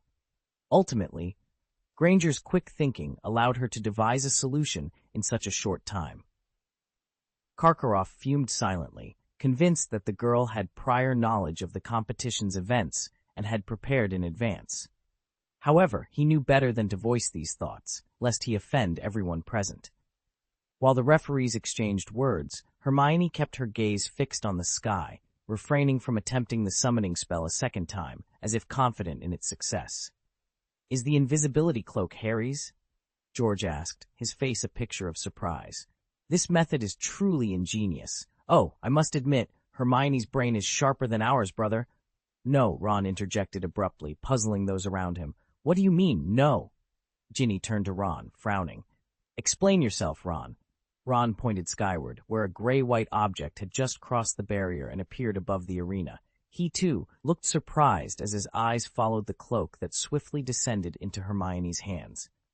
That's not Harry's invisibility cloak. I've never seen that one before. When Hermione had called out, "The invisibility cloak is coming," Dumbledore, seated in the middle of the referee's panel, had frowned slightly. But upon seeing the cloak in Hermione's hand on the big screen, his expression relaxed. A traveling cloak made of woven feathers from an invisible beast. Oh, it doesn't seem to be of the best craftsmanship. I hope it serves its purpose, Ludo remarked with concern. Hermione clutched the flying invisibility cloak, her anxiety finally easing. This cloak had been crafted after discussions with Professor Moody, with Hagrid even making a special trip to the Forbidden Forest for its creation. In truth, such efforts might not have been necessary. Harry held an invisibility cloak in his hand. Hermione had been using it with Harry and Ron since their first year. It was very reliable, but strangely, Harry's invisibility cloak did not respond to the summoning spell. No matter how hard she tried, she couldn't use magic to retrieve it. The cloak seemed to have a will of its own. Hermione researched and discovered that some high-end invisibility cloaks were imbued with protective magic during their creation. A long-lasting anti-interference spell was enough to render the summoning spell ineffective. There was a burst of exclamation from the field. The second champion of Hogwarts donned the invisibility cloak under the watchful eyes of the crowd and vanished from sight. The surveillance mirrors hovering in mid-air failed to capture the disappearing Hermione. They circled aimlessly for a moment before flying up to the top of the slope in unison. Regardless, Hermione Granger's destination was clear. What do I do now, Atticus? Sirius, in the form of a fireball dragon, asked anxiously in his mind. He felt like a fool, awkwardly pacing around the hay nest, pretending to warn the audience in the stands. I don't know where Hermione is. If she comes near me, how should I avoid her to prevent any harm? On the high platform, Atticus Blaine, who received the signal, calmly transmitted his voice directly into Sirius's mind. Don't be nervous, Sirius. I will guide you. Guide me. Oh, you must realize that learning to move like a fire dragon is no easy task. I might not respond in time. Just as Sirius finished his thought, Hermione's voice suddenly echoed from a small valley directly in front of the rockery. The golden egg is flying. Another summoning spell. However, this time, Hermione's magic failed. With countless eyes on her, the golden egg lying among several red eggs remained motionless, showing no intention of moving. Oh, Miss Granger tried again, but unfortunately, her attempt failed, Ludo commented in an amused tone. To prevent the champions from obtaining the golden egg too easily, we added an anti-interference spell to it. But we can still admire Miss Granger's cleverness. Compared to her, no other champion thought of this little trick. The fireball dragon stumbled slightly around the dragon's nest. Although he couldn't see Hermione, her clear shout allowed him to gauge her approximate location. Hermione was already close to the dragon's den. If he were a real fire dragon and unleashed a breath in that direction, the game might have ended. The fact that the dragon egg couldn't be summoned was unexpected for Hermione. Realizing her plan had failed, she quickly changed direction. When she reached a new location she deemed safe, Hermione glanced back and saw the fireball dragon still squatting by the dragon's nest, seemingly unstimulated. This discovery allowed her to breathe a huge sigh of relief. It was a terrible mistake. She thought she could retrieve the dragon egg and had gotten too close. Fortunately, her opponent wasn't very alert. Since the trick was useless, she had to take risks herself. Overcoming her psychological hurdles, Hermione not only wanted to pass the test, but also aimed for excellent results. She had to act quickly, as time was a crucial factor in the judges' scoring. Hermione swiftly cut across the gentle slope to the edge of the rockery. Pressing her back against the warm rock wall, she cautiously approached the dragon's nest. Now she was only about 30 feet away. Just a few feet away from the dragon's nest, Atticus Blaine stood in a straight line, his heart pounding with anticipation. The fire dragon's majestic form loomed before him, its presence exuding an unparalleled sense of awe and power. Suddenly, Sirius, in his animagus form, caught a familiar scent. Transformed into a fire dragon by Atticus, he retained some of his canine instincts. Subconsciously, as a fireball dragon, Sirius felt the urge to turn his head and look back. However, halfway through the motion, he realized it was wiser to feign ignorance. After 7 seconds, spin your body and use your tail to strike the rock wall 15 feet above the ground. Atticus's voice echoed suddenly in Sirius's mind, guiding him with precision. End of this chapter. Chapter 631, Breaking the Cocoon. What? Atticus Blaine's sudden instruction left Sirius in shock. In his mind, he questioned, aren't we supposed to help Hermione win the competition? I never said that, Sirius. Frustration is necessary, but this is dangerous. For the students I've trained, I have confidence that Hermione can handle any crisis. This mental exchange between Sirius and Atticus took only 2 seconds. Meanwhile, the crowd watched as the Chinese fireball dragon, previously pacing in boredom, suddenly tensed. Its bat-like wings unfurled, and its dark red vertical pupils gleamed with intensity. What happened? Ludo Bagman exclaimed in surprise. The fire dragon seems to have noticed something, but we can't see anything. Now's the time. Atticus's voice echoed in Sirius's mind once more. The audience watched as the Chinese fireball dragon stretched its neck and let out a roar. It twisted its body, and its python-like tail lashed out, striking the rock wall behind it with a thunderous crash. The impact left deep gouges in the rockery, sending stones flying. The dragon, having overexerted itself, lost its footing and crashed to the ground. Hermione, who had been stealthily approaching the golden egg while leaning against the rock wall, suddenly felt a gust of wind. A thick shadow passed over her, and the ground beneath her feet trembled violently. Stones pelted her like hail. The dragon's tail had blown away her invisibility cloak, leaving her exposed. Momentarily disoriented by the sudden brightness, Hermione's instincts kicked in. She crouched down and conjured an iron armor barrier above her head. What's going on? Ludo Bagman and others shouted in unison. No one could fathom how the fire dragon had detected the well-hidden Hermione Granger. "It's the scent," Atticus explained. "This Chinese fireball dragon has an exceptionally keen sense of smell." This was perhaps the most perilous moment since the competition began. Despite the dragon's clumsy fall, Hermione Granger found herself trapped against the rock wall, mere feet from the dragon's nest. The dragon's menacing head loomed just a dozen feet away from her. Staring into its dark red eyes, a chill spread through Hermione's body, paralyzing her with fear. The oppressive presence of the dragon's massive head rendered her speechless. In her terror, Hermione failed to notice the fleeting embarrassment in the dragon's eyes. The scene was terrifying for the spectators. As the dragon struggled to regain its footing, they feared for Hermione, who was almost face to face with the beast. In the exit passage, Harry watched the big screen, biting his back molars to suppress a smile. In contrast, classmates like Ron and Neville, along with Professor McGonagall, were visibly anxious, anticipating the worst for Hermione. "Save her quickly, Albus Atticus!" Professor McGonagall exclaimed, her wizard hat askew in her distress, had reached a critical point. The golden fireball was swelling ominously, ready to unleash its destructive force. Yet, amidst the chaos, Hermione's mind was a whirlwind of thoughts and emotions. She was determined not to let fear paralyze her. Atticus Blaine, seated calmly on the referee's bench, observed the scene with an air of quiet confidence. His demeanor was in stark contrast to the tension that gripped the arena. "Sirius, trust in her," he said, his voice steady and reassuring. "These young wizards have more strength than we often give them credit for." Sirius, though initially bewildered by Atticus's calmness, found himself compelled to watch Hermione's next move. The young witch, with her heart pounding in her chest, knew she had to act swiftly. She couldn't afford to hesitate. With a deep breath, Hermione focused all her energy and courage into her wand.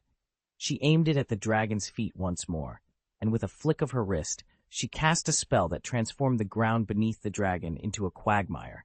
The dragon, caught off guard, sank deeper into the mire, its massive body struggling to regain balance. The crowd gasped in astonishment as Hermione, undeterred by the proximity of danger, stood her ground. Her wand remained steady, her eyes locked onto the dragon's. She knew she had to act quickly before the dragon could retaliate. In a daring move, Hermione cast a powerful eye spell directly at the dragon's face. The spell hit its mark, and the dragon let out a roar of agony, its head thrashing in pain. The audience watched in awe as Hermione accomplished what many thought impossible. But the danger was far from over. The golden fireball in the dragon's mouth was on the verge of detonation. Hermione, fully aware of the imminent threat, braced herself for the worst.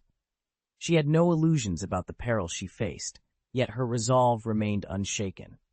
Atticus Blaine, observing the unfolding drama, felt a surge of admiration for Hermione's bravery. He knew that the young witch had the heart of a true Gryffindor, and he silently willed her to succeed. As the fireball reached its peak, Hermione's mind raced for a solution.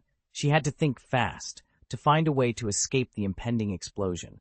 Her determination was unwavering, and she refused to let despair take hold. In that moment of crisis, Hermione's courage shone brightly, a testament to her indomitable spirit. She was ready to face whatever came next, knowing that she had given her all in the face of overwhelming odds. The tension was palpable. She knew that if she turned and fled, no matter which direction she chose, it would mean certain death. Her only chance of survival was, The most thrilling moment unfolded. Hermione, instead of escaping, charged decisively toward the Chinese fireball dragon, which had only its head exposed. At the critical moment, she stepped onto a rock that had just been dislodged by the dragon's tail. She leaped into the air, executing a graceful roll before landing firmly on the dragon's head. This agile maneuver and her heroic stance upon landing left countless onlookers in awe. No longer did they see Hermione Granger as merely an underage witch. They now regarded her with respect, recognizing her as a true warrior. Suddenly, a blazing phoenix of fire erupted, casting a dazzling light as the fireball struck the center of the arena.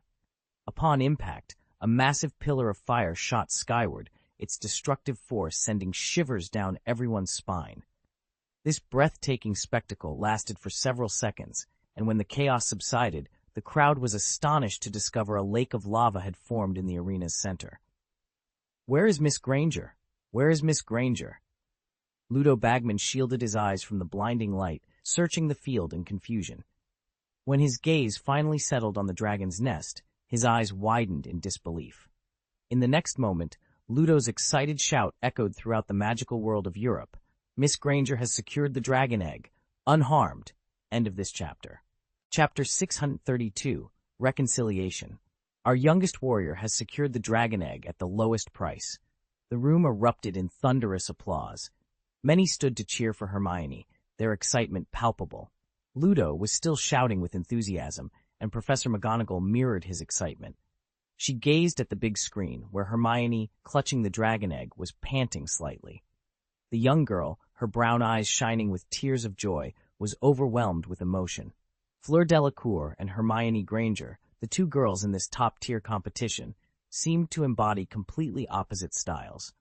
Fleur vividly represented feminine beauty, while Hermione showcased raw strength.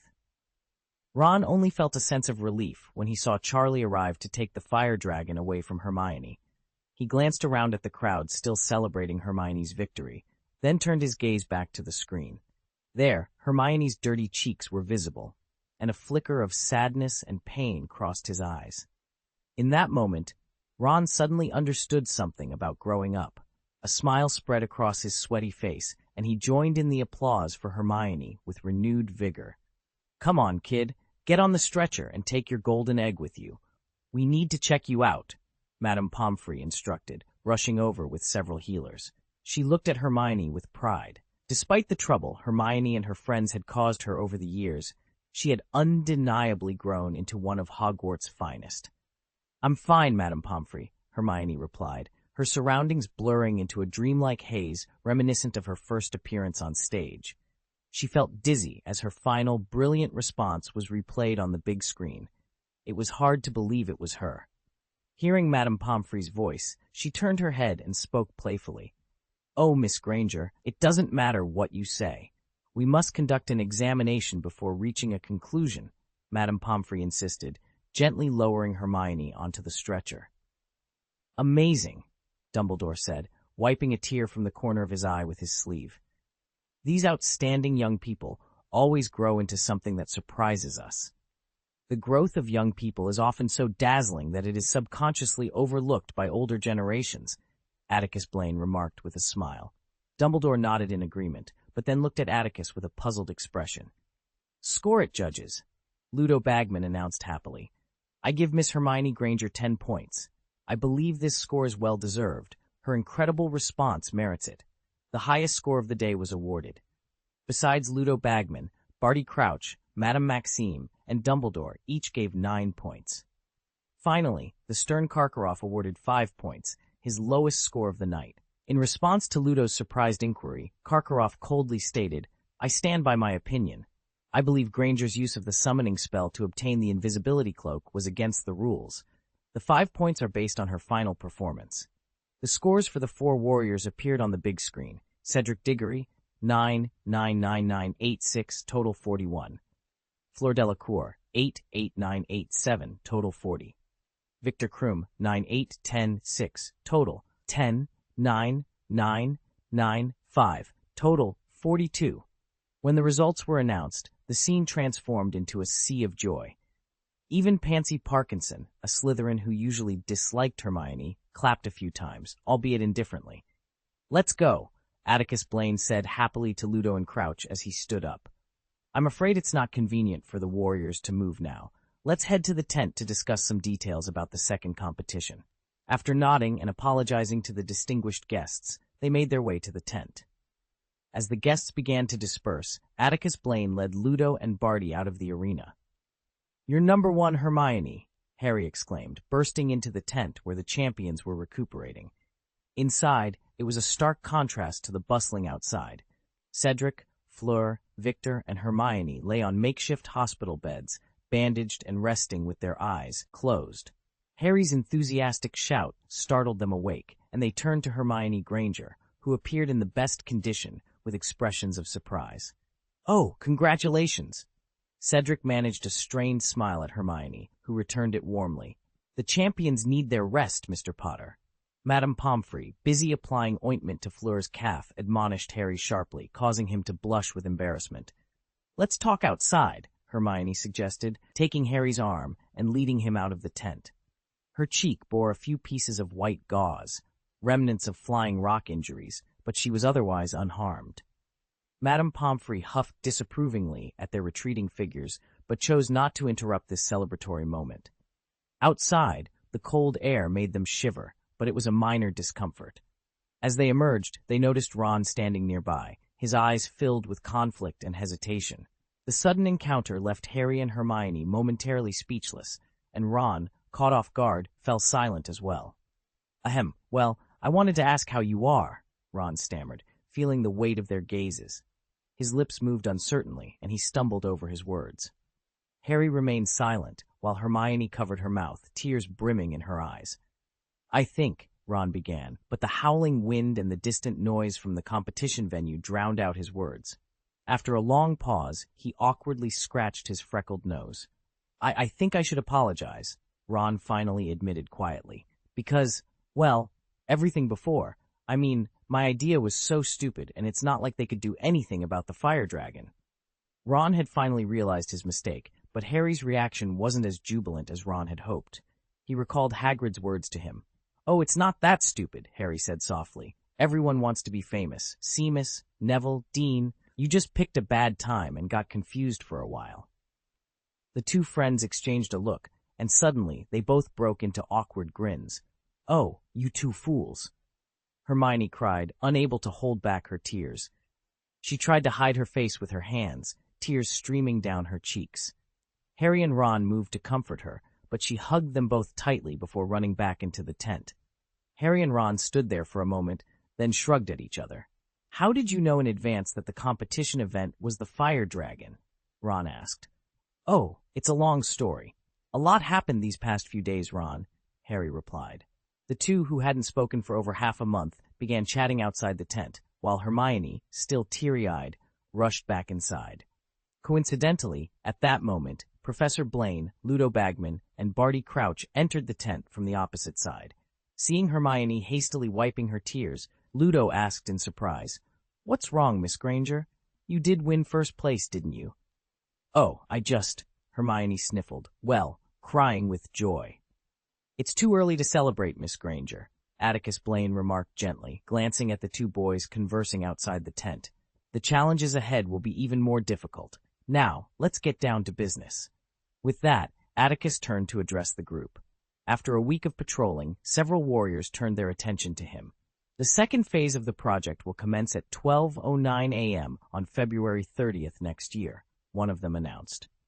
Unlike the first phase, we have decided to provide you with certain clues for this part of the competition. The golden egg you received today contains a hidden puzzle. If you can solve it, you will gain insight into what lies ahead. End of this chapter. Chapter 6 and 33. The much-anticipated first battle of the Triwizard Tournament has finally concluded. By all accounts, this tournament is destined to be a classic, filled with memorable moments that will undoubtedly leave a lasting mark in the annals of magical history.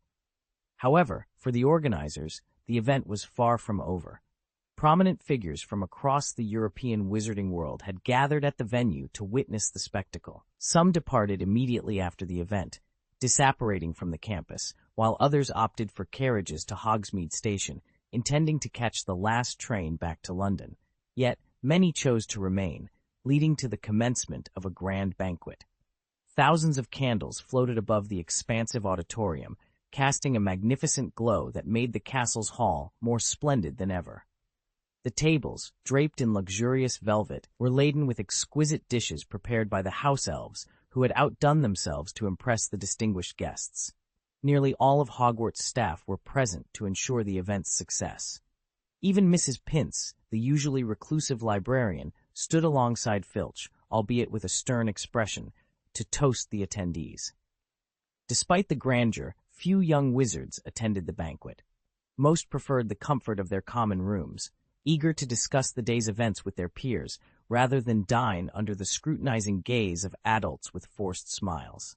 Among the 4 champions, 3 were recuperating in the Hogwarts hospital wing.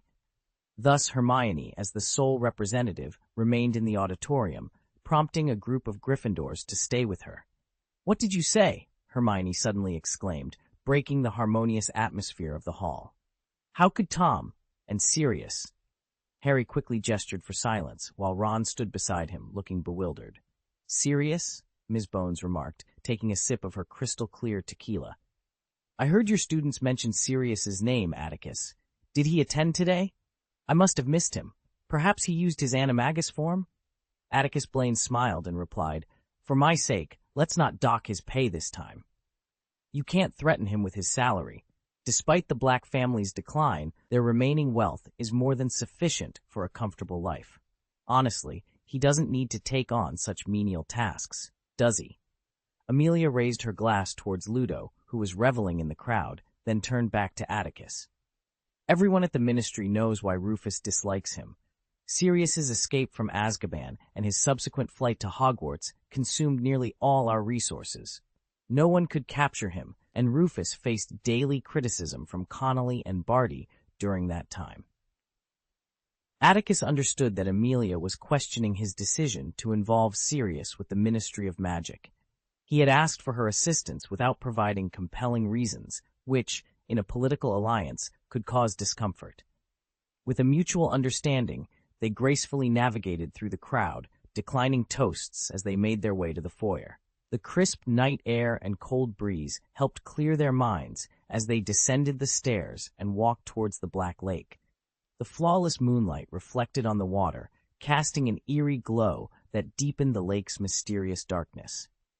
"There's something I think you need to know, Amelia," Atticus said, shifting his gaze from the lake to the small hut nearby. On the edge of the Forbidden Forest, Atticus Blaine observed Hermione, Harry, and Ron as they dashed across the field toward Hagrid's hut.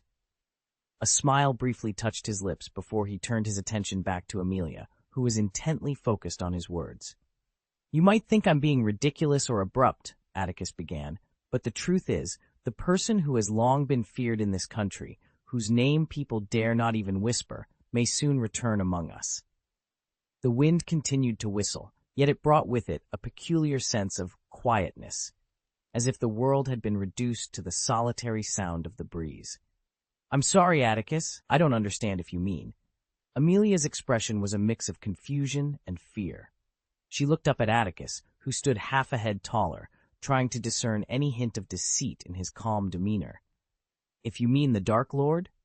Amelia's reaction prompted a sigh from Atticus. Though Amelia's reputation for toughness didn't quite match that of Barty Crouch, her integrity was unmatched. Such a wizard would never shy away from confronting evil. Yet, hearing this news left her visibly shaken. "That's the one, Amelia," Atticus confirmed, walking along the lake's edge. Amelia stumbled, but quickly regained her footing to catch up.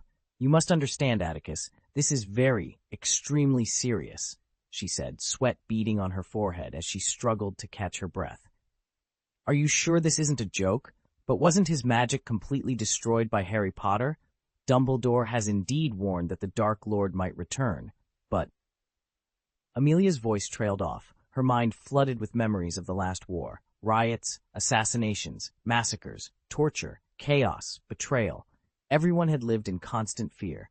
Few in the magical world wished to recall those dark years, including Amelia, who remembered the helplessness of life and death. Atticus remained silent, allowing Amelia time to process the gravity of the situation. "Dumbledore has reached an agreement with you on this, hasn't he?" Amelia finally asked, her voice tense. "You have substantial evidence?" "You know, Amelia, no one would joke about something like this, especially not Dumbledore. We've found evidence and signs that confirm this is really going to happen, and it won't be long, maybe only a few months." "Then we must act," Amelia exclaimed, her voice rising with urgency. "Isn't it possible to prevent this? With Dumbledore and you working together, surely you can thwart the Dark Lord's return. Let's plan." She looked at Atticus, this young wizard half her age, hoping for an optimistic answer, though she feared the response would be grim. "I'm sorry, we can't," Atticus replied with regret. There are complex reasons that can't be easily explained. But Amelia, you must keep this absolutely confidential. I told you so you could be mentally prepared. The Ministry of Magic will play a crucial role in resisting a force that seeks to upend everything. We must ensure the Ministry's functions remain intact. After a long, torturous silence, Amelia regarded Atticus with a complicated expression, understanding the weight of the secret she now bore. She never imagined that her journey to Hogwarts would lead her to create a scene for Atticus Blaine and preserve their friendship. As a strategic partner, she was taken aback by the shocking revelations from Atticus. So, after the Greyback incident, you chose to support me just for today, right? But why didn't you approach Connolly? Well, Connolly isn't fit to lead the Ministry of Magic during wartime. And what about Napa D? Is it because he doesn't want his decision-making to be influenced? It must be acknowledged that none of these powerful officials are simple individuals. Atticus's deep gaze, merging with the night, flickered momentarily. He faced Amelia with a gentle smile and spoke softly. I'm not a Machiavellian, Amelia, and I have no desire to control you or the Ministry. I simply hope that the Ministry of Magic can play a positive role once the war begins, listening to people's opinions and suggestions. But even such a straightforward appeal is beyond Cornelius Fudge and Barty Crouch. As for those below them, they lack the prestige to manage the Ministry effectively. Amelia took a deep breath, her voice steady. I would appreciate a kind and sensible reminder, not to disclose the information, of course, as that would cause panic and disrupt your and Dumbledore's plans. But since you've told me, you must want me to do something, right? End of this chapter. Chapters 6 and 34. Just some advice, Amelia, Atticus Blaine said as he turned and walked toward Hagrid's hut, where Sirius was currently recuperating. Earlier that day, Sirius had been transformed into a fire dragon, but fortunately, no major accidents occurred. However, he had been struck by Hermione's spell, leaving him temporarily immobilized. Madame Pomfrey was too busy to tend to him, and feeling embarrassed, Sirius had sought refuge with Hagrid. Once it becomes public knowledge that Voldemort is active again, Atticus continued, causing Amelia to shudder involuntarily at the name. Fudge's ability to manage public opinion and quell panic will be severely tested. Even if no one directly challenges him, the overwhelming public outcry will force him to step down. There will undoubtedly be a power struggle, with pure-blood families and wealthy individuals from various sectors seeking new political representatives. Chaos will ensue, and it must be resolved quickly, or Voldemort will exploit the situation. With the Ministry of Magic as his tool, his plans will become much easier to execute. Amelia felt a wave of desolation wash over her. The Ministry of Magic, responsible for the lives of tens of thousands in the magical world, seemed nothing more than a pawn in the hands of the Dark Lord. What about old Barty? Amelia asked, glancing at Atticus's profile. She couldn't understand why, in Atticus's eyes, Barty Crouch never seemed to warrant much attention. True, Barty had some blemishes on his record, but his years of hard work had earned him recognition, and the successful hosting of the Triwizard Tournament had added another feather to his cap. Amelia could foresee that, for weeks to come, the Triwizard Tournament would be the talk of the European magical community. Besides the champions, all the key figures involved in organizing the event would be discussed. Barty has always been envious of the dark forces, Atticus replied. The incident years ago nearly destroyed him. If the Dark Lord stirs chaos in the magical world again and Connolly steps down, Barty will likely do everything in his power to secure the minister's position. And then what? Battle Voldemort to the death? Amelia asked, a hint of skepticism in her voice. Atticus smiled. That's why I'd rather see Fudge remain in office than have Barty take the stage. Your credentials are more impressive than Barty's, Amelia. As long as you're prepared, you won't lose to him. Atticus had seen through Amelia's concerns and sought to reassure her. Remember that learning device I gave to the Ministry of Magic? He asked, abruptly changing the subject. Amelia was momentarily taken aback before her thoughts caught up. You mean the alchemy tool? It's quite fascinating. It's currently in my department, and we've made it available to everyone. However, most people treat it as a novelty. Rufus has mandated that the Aurors use it for a certain period each month. That's not enough, Atticus said, unsurprised by the situation. The ministry's work was inherently complex, and most employees were bogged down with paperwork, leaving them little time to improve their skills. Many adult wizards were not as proficient as they had been upon graduating from school. The Ministry of Magic needs to bolster its strength. You can't expect an employee who struggles with a simple disarming spell to face Death Eaters with their extraordinary power and ruthless tactics. You should expand the recruitment of Aurors and enhance the skills of existing staff.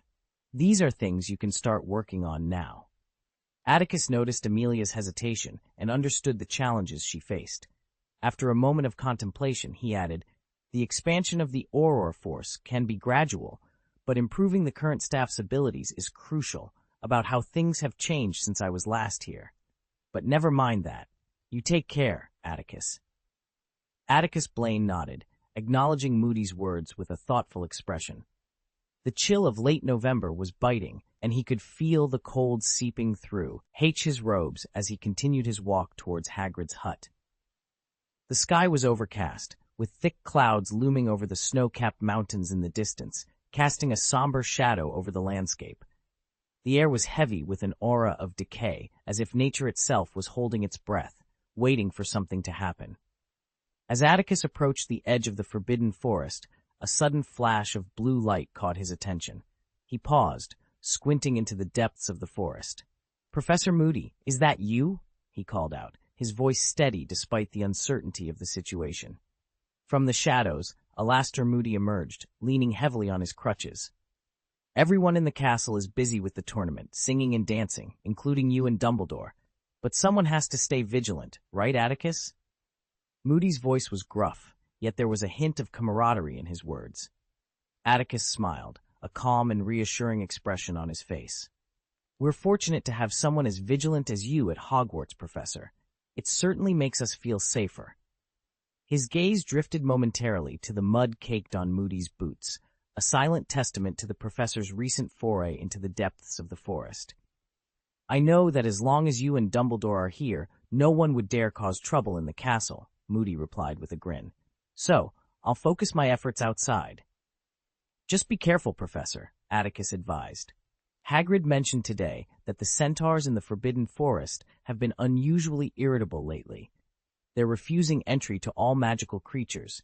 It's best to steer clear of them, even if that's been their custom in the past." Moody's expression remained indifferent, but Atticus, with his keen mental acuity, sensed a flicker of emotion beneath the surface. "I'll keep an eye out," Moody assured him, "as long as they don't attack me first." Atticus couldn't help but wonder if the centaur's agitation was connected to something more significant. He filed the thought away for later consideration. "I'm heading to Hagrid's for a cup of tea. Would you care to join me? I imagine the Forbidden Forest isn't the most comfortable place to be right now." Moody shook his head. "I won't add to the chaos, Atticus. There are too many people in that hut already." He gestured towards the cabin with his magical eye, then turned back with a chuckle. "I'd better scrounge up some scraps before the party ends." With that, the two parted ways, Atticus continuing towards Hagrid's hut, while Moody made his way back to the castle. However, before they had gone more than 10 meters apart, Moody unexpectedly turned around, a flicker of hesitation in his eyes.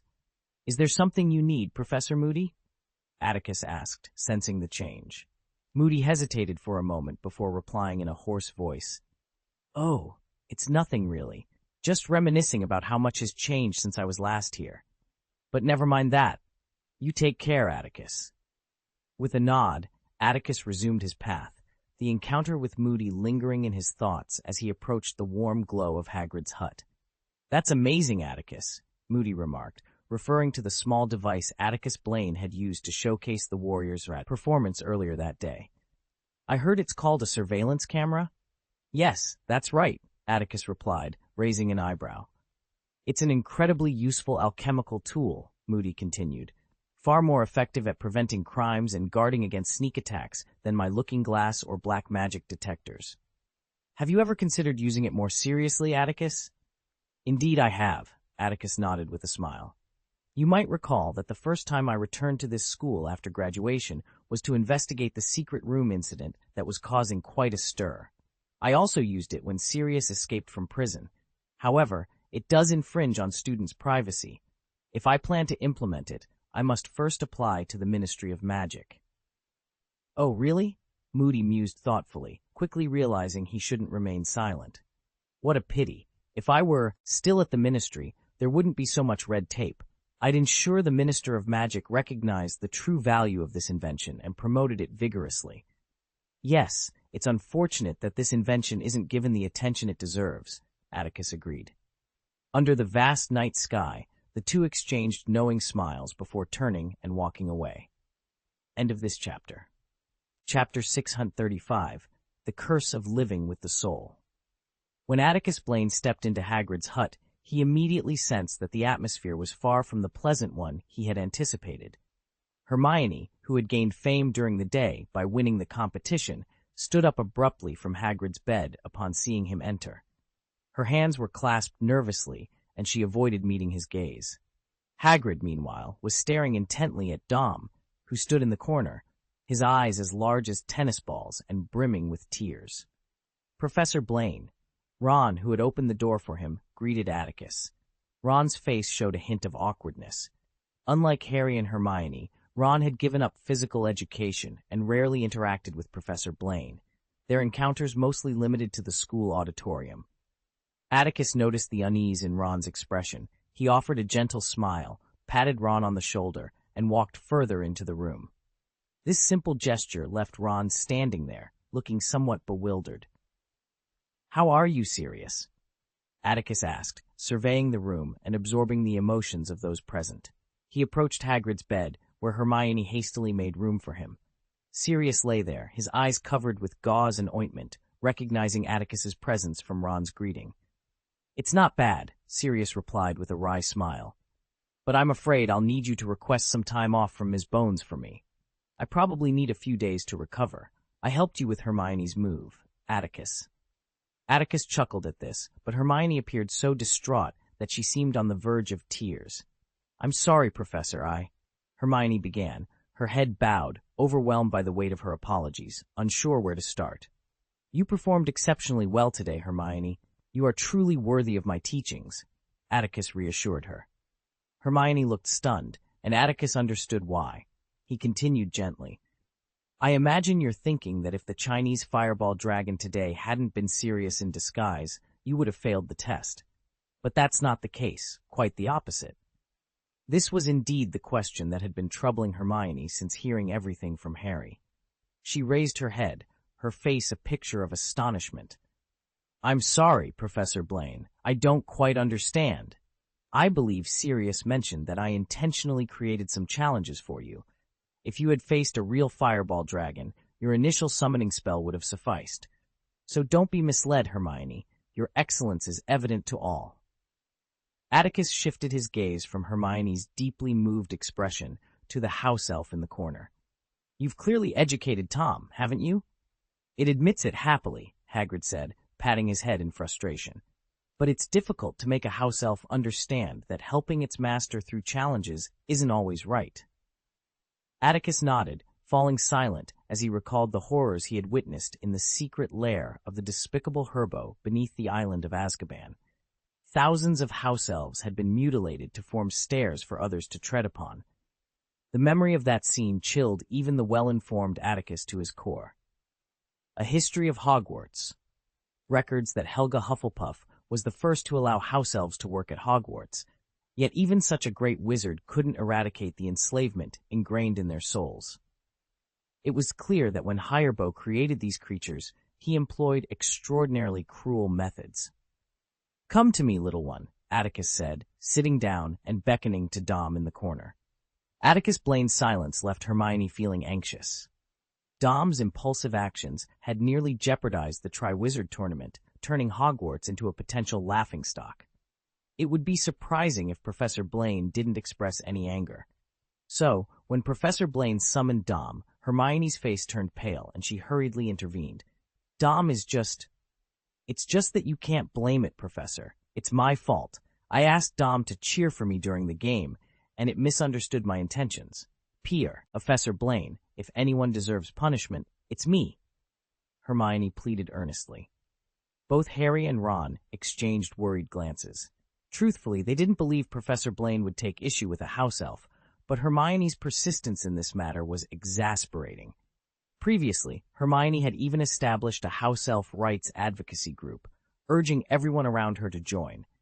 If she hadn't been chosen as a champion, which consumed much of her energy, she might still be actively campaigning. It's all Dom's fault. Dom caused Mistress Granger so much trouble. Dom is willing to accept any punishment from the great Mr. Blaine. Dom emerged from behind Hermione's leg, tears streaming down its face. Dom just hopes Mr. Blaine won't expel Dom. Atticus, Hagrid interjected, unable to bear seeing Dom grovel. To be honest, Dom had been a great help to him, and they had become friends. If Atticus intended to expel Dom from Hogwarts, Hagrid couldn't accept it either. There's no harm in confining the little guy, since it hasn't caused any real damage, could you? I don't plan to punish you for now, Dom, as long as you don't surprise me like today in the next event, Atticus said gently. After all, I was the one who brought you into this world. Dom's large, tear-filled eyes trembled, and a sense of confusion welled up within. At that moment, a crack seemed to form in the house elf's enslaved soul. Hermione, tears streaming down her face, looked at Professor Blaine with great emotion. Memories of the two of them saving Regina and Dom flashed before her eyes. Come on, little one. Lie down on the bed. I'm going to give you a checkup, Atticus instructed, standing up and making room for Dom. A checkup? Everyone in the room looked puzzled. Dom wasn't injured, so what was the need for an examination? Dom instinctively recoiled in fear. As a house elf, the only time it would be near a wizard's bed was to make it and fold the quilt. Lying on a wizard's bed felt like treason. However, it had to obey Mr. Blaine's orders, so the anxious Dom climbed onto Hagrid's bed and lay down as instructed.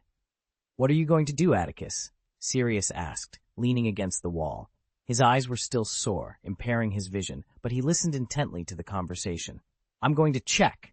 Atticus leaned down, asking Dom to relax. He then extended a finger, placing it between Dom's eyebrows. The soul of a house elf. As he spoke, a gentle breeze swept through the cozy room. Unbeknownst to anyone, the illusion magic concealing Atticus's eyes had dissipated. Only Dom witnessed the transformation in Mr. Blaine's eyes. The lavender hue shifted to a gem-like clear purple, and Dom's consciousness began to blur, drawn into the deep purple eyes that radiated an irresistible allure. Late at night, the candle in Atticus's office was among the last to extinguish in the hundreds of rooms at Hogwarts. Most of the guests from the evening's banquet had departed via the temporarily opened Floo network. Only a few remained, hoping to seize the rare opportunity to converse with Atticus. By the time I arrived, back at the office, a new day had dawned. The potent magic and spiritual energy endowed Atticus Blaine with a vitality that surpassed that of ordinary wizards. He retrieved a magic book from the bookshelf and began to peruse it quietly under the soft glow of candlelight. His abilities had reached a plateau, and to surpass this barrier, he needed a combination of diligent effort and fortuitous opportunities. As Atticus leafed through the pages, his mind drifted back to what he had glimpsed within Dom's soul. It was the moment of Dom's birth, when life first took root and the soul began to shine. Yet, there was a curse entwined with its essence. The core of this curse remained a mystery. Dong dong. Atticus, deep in contemplation, was abruptly brought back to the present by a sound at the door. Raising his eyebrows in surprise, his eyes flickered with curiosity. He closed the magic book and, with a calm demeanor, said, "Come in, Ron." End of this chapter. Chapter 636. Awakening Harry, Ron, and Hermione didn't linger long at Hagrid's hut. They left shortly after Professor Blaine departed, mainly because Hermione wanted to visit the campus hospital. She hoped to ask Madame Pomfrey how to help someone recover quickly from the eye curse. Harry agreed with her plan, but Ron's sudden comment made them reconsider. "I think it's best not to do that," Ron said as they hurried across the grounds toward the castle. "Why?" Harry asked, surprised. "Sirius's condition looks very bad. If it's really bad, he'll find a way on his own," Ron shrugged. You see, Professor Blaine didn't seem too concerned about his injury. I guess Sirius just wants to use this opportunity to stay at school for a few more days to rest. Normally, he doesn't get much vacation, right? Harry and Hermione stopped, looking at Ron in surprise. What's wrong? Ron asked, confused by their expressions. Oh, nothing, Harry laughed. You're right, Ron. Maybe Sirius's situation isn't that serious. Let's just let him stay at school for a few days. Hermione smiled, feeling the same way. During the nearly month-long estrangement from Ron, it felt as if a piece of their hearts was missing. Now that Ron was back with them, neither Harry nor Hermione wanted to dwell on whose fault it was. Their friendship was what mattered most. For Hermione, Ron's willingness to reconcile brought her as much joy as passing her first test in the Triwizard Tournament. The banquet in the Great Hall was still in full swing. The three of them saw Professor Blaine returning to the guests, but they didn't want to join in, so they quietly headed upstairs from the foyer. Professor Blaine mentioned wanting to check Dom's soul, Harry said, as they made their way to Gryffindor Tower. What does that mean? Why didn't he explain further? Checking the soul, Ron shuddered. Sounds a bit sinister, doesn't it? But what about Dom? Hermione pondered, speaking of the house elf. It can't stay with Hagrid forever. It needs to be independent and live the life it wants. All house elves have this right. They shouldn't be enslaved anymore. Harry and Ron wisely kept silent, knowing this topic could lead to a lengthy discussion. As they approached the portrait of the fat lady, it swung open, and a sudden burst of cheers and noise left them momentarily dazed. Ron was the first to react. "A surprise party!" he exclaimed, climbing through the portrait hole and pulling Hermione along. "I knew there'd be one." The common room was a festive scene, with tables and chairs laden with mountains of cake, jugs of pumpkin juice, and butterbeer. Lee Jordan set off some elaborate fireworks, filling the air with stars and sparks. Dean Thomas, known for his artistic skills, had hung several eye-catching new banners, most depicting Hermione gracefully landing on the neck of a fire dragon. "Oh," Hermione blushed deeply. "There's really no need for all this fuss." "What are you talking about?" Fred grinned, nudging Hermione toward the pile of cakes and beer. "You have to eat all this to make up for George, Lee, and me running to the kitchen so many times. And don't forget to thank the elves in the kitchen. They've been busy tonight, worrying about the dinner in the Great Hall." Atticus Blaine was in Hufflepuff's common room, and there was another gathering here. I wouldn't be surprised if Beauxbatons and Durmstrang were celebrating in their own ways as well. Indeed, Hermione's heart skipped a beat as she thought of Dom's mother, the elf named Riga. "But how do I get into the kitchen?" she asked, trying to sound casual. "It's quite simple," Fred replied. "There's a door in the underground corridor hidden behind an oil painting of a bowl of fruit. Just tickle the pear lightly, and it will chuckle then." Fred paused, eyeing Hermione cautiously. "You're not planning to start another campaign for the kitchen elves, are you? Please don't, or we'll all go hungry." The group chuckled, but Hermione remained silent. Seeing her expression, Harry and Ron exchanged glances, sighed simultaneously, and then burst into laughter. As the celebration gained momentum, many clamored to see the golden egg Hermione had won. Reluctantly, she returned to her dormitory to fetch it. She placed the golden egg on the table for everyone to admire. Truth be told, Hermione hadn't had a chance to examine it herself. After the game, she had rushed back to the castle, stowed the egg in her dormitory, and then joined the festivities in the lounge. She preferred chatting with Harry and Ron at that moment. Soon after, Professor McGonagall informed her that she needed to attend the banquet as a representative warrior. People were eager to help Hermione decipher the terrifying scream emanating from the golden egg. However, Hermione nervously covered her ears, unwilling to listen further. Harry understood that, despite Professor Blaine's assurances that the challenges Hermione faced in the first task were genuine, she couldn't completely shake off the pressure. She likely wanted to rely solely on her own efforts to win the second task. The banquet continued late into the night, and the young wizards gradually returned to their dormitories. For the past month, the atmosphere in Harry's dormitory had been tense, primarily due to the argument between Harry and Ron. Although no one openly discussed it, everyone was aware of the situation. Today, Seamus, Dean, and Neville finally saw Harry and Ron talking side by side again, and they were delighted. They chatted extensively about the game in the dormitory until exhaustion overtook them, and they fell asleep without even changing out of their clothes. Harry, though not a competitor that day, had accompanied his classmates to Hogsmeade Station for a physical education class early in the morning. He had been worried about Hermione for a long time and was utterly exhausted. Neville was the first to close his eyes, followed by Harry. Ron was awakened by Neville's snoring. It took him a few minutes to gather his bearings. He rubbed his head, stood up groggily, and looked at his roommates, who were all asleep in their clothes, and grinned. After tossing quilts over everyone, Ron returned to his bed, intending to undress and sleep. In the dim candlelight of the dormitory, he noticed something glinting on his quilt. A coin. It was the coin awarded to him by Professor Blaine. He had kept it close since receiving it, and it must have slipped from his pocket onto the bed. Ron stared at the coin for a long time, his drowsiness fading. He glanced at Harry, who was already sleeping soundly. For some reason, he suddenly recalled the moment when he and Harry had rushed into the Slytherin basement to save Ginny. Back then, he had been quickly incapacitated by the basilisk, but Harry had bravely fought on until Hermione brought Professor Blaine.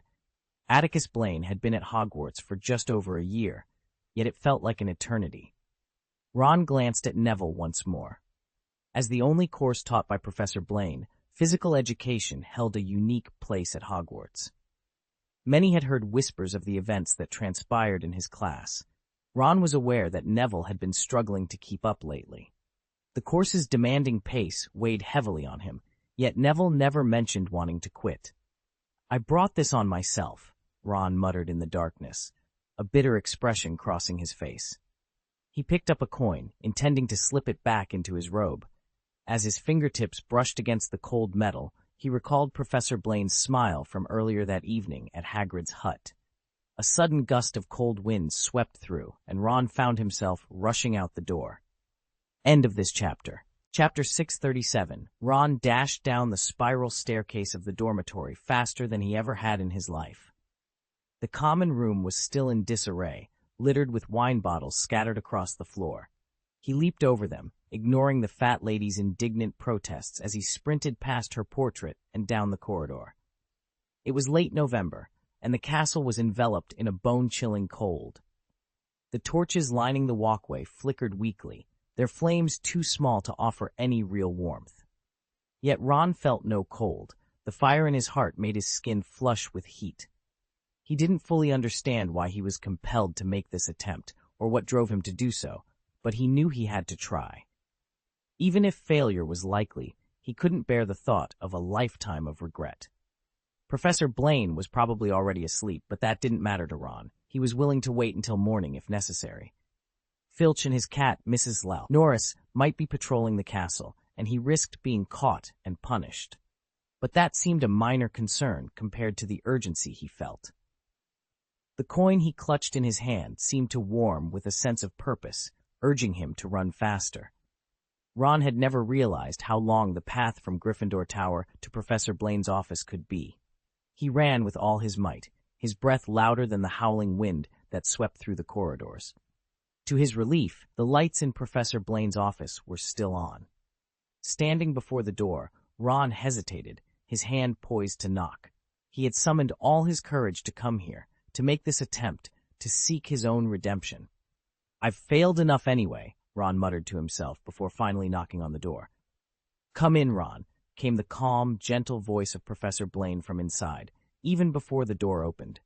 For a world-renowned magician, this was a simple feat, yet the soothing tone still startled Ron, easing his tense heart slightly. Atticus Blaine closed the magic book in front of him and looked toward the door. He saw Ron enter with determination, his face flushed and forehead glistening with sweat, evidence of his hurried journey. "Sit down," Atticus gestured to the sofa, rising from behind his desk. "Would you like something to drink? Pumpkin juice or milk?" "Oh, no," Ron stammered. "Then milk it is," Atticus decided, waving his wand. A silver cup filled with milk appeared before Ron. "It's not wise to get too excited late at night. I suggest you drink some milk. It will help you sleep," he added with a gentle yet firm tone. Ron pursed his lips, picked up the cup, and took a sip of the warm milk. His breath still ragged, the milk momentarily distracted him, causing him to cough. "Sorry, Professor Blaine, I'm a little excited." "Oh, I can see that," Atticus replied with a smile in his eyes. "I also suspect you have something very important to discuss with me." Ron wiped his mouth with the back of his hand, shifting uneasily under Professor Blaine's gaze. After a moment of silence, he nodded. "It's important to me." Atticus made an inviting gesture, encouraging Ron to speak. Ron clenched his fists, his eyes darting around the room. It had been a long time since he had visited Professor Blaine's office, which remained as unadorned as ever. For someone like Filch, who seemed to do little more than trouble students, such a simple office might be fitting. But for Professor Blaine, whose reputation was renowned throughout the wizarding world, it seemed almost too modest.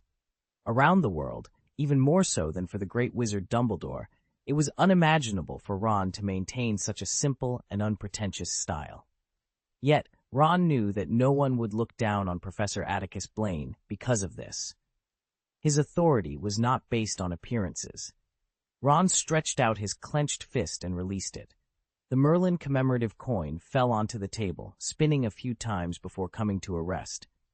"This is the commemorative coin you gave me, Professor Blaine. It was, well after the Chamber of Secrets incident." The words made Ron's heart race, and the dryness in his mouth was unbearable, yet he didn't reach for the glass of milk. "Oh yes, I'm glad you kept it. It's a gift for the appetite, isn't it?" Atticus's eyes flickered from the coin and then moved away. He looked at Ron with patience. "I like it very much," Ron said slowly. "That's good," Atticus chuckled. "I thought you were going to give it back to me." Ron's heart pounded, sending a rush of blood to his head, making him feel dizzy. He clenched his fists again, his fingernails digging into his palms. Never before had Ron felt so embarrassed, but despite this, he had to state his purpose for coming here. "I want to return this coin to you. Oh, no. I mean, can I use it to make a request of you?" "What is it?" Atticus asked calmly. "I think, if I could, I'd like to take your class again, Professor Blaine." The first half of the sentence was stuttered, but Ron finished with determination. After pleading everywhere, he felt a weight lift from his shoulders.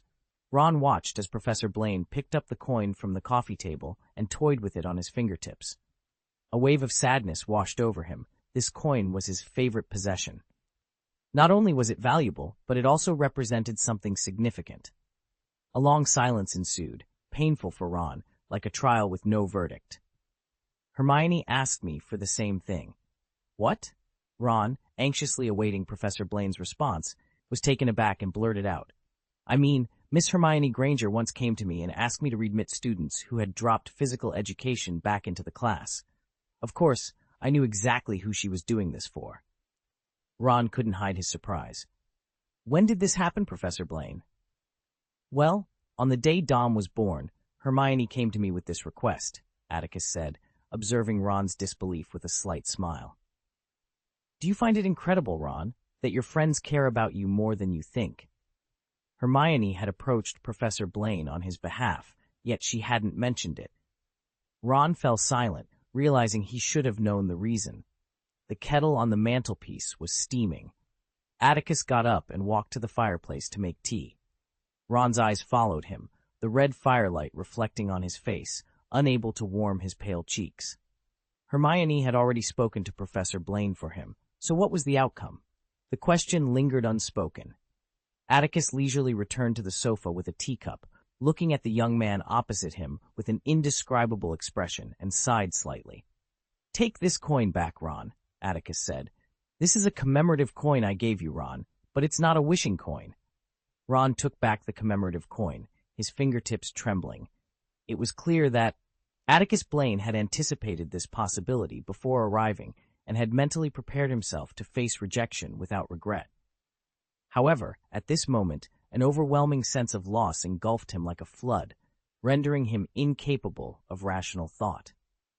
In truth, Professor Blaine hadn't asked him to leave at all. Atticus stood up unsteadily, as if in a daze, and made his way to the door. "Let me give you a friendly reminder, Ron," Atticus said, watching Ron until he reached the door.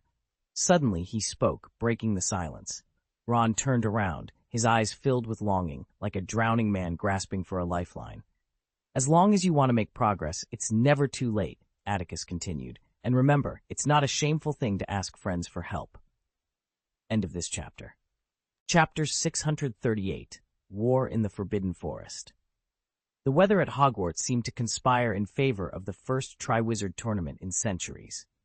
The day following the event, fierce winds brought torrents of rain and snow, and for several days the skies remained overcast. The little wizards had no choice but to remain within the castle's confines, finding various ways to channel their heightened emotions from the competition. The professors, understanding the need for a buffer period to ease the students' excitement, reduced the homework load for all but the fifth-year students, who continued to face rigorous demands. Atticus Blaine, having descended to the Great Hall for lunch, paused in the foyer to gaze outside. The sky was so dreary that it was difficult to discern whether it was day or night. The chill in the air carried a sense of fatigue, as if whispering that the year was drawing to a close. At the faculty table, Atticus's colleagues were seated in their usual order, with the notable absence of Professor Trelawney and Professor Moody, who were frequently missing. Atticus pulled out a chair, surveyed the room, and then turned his attention to Dumbledore.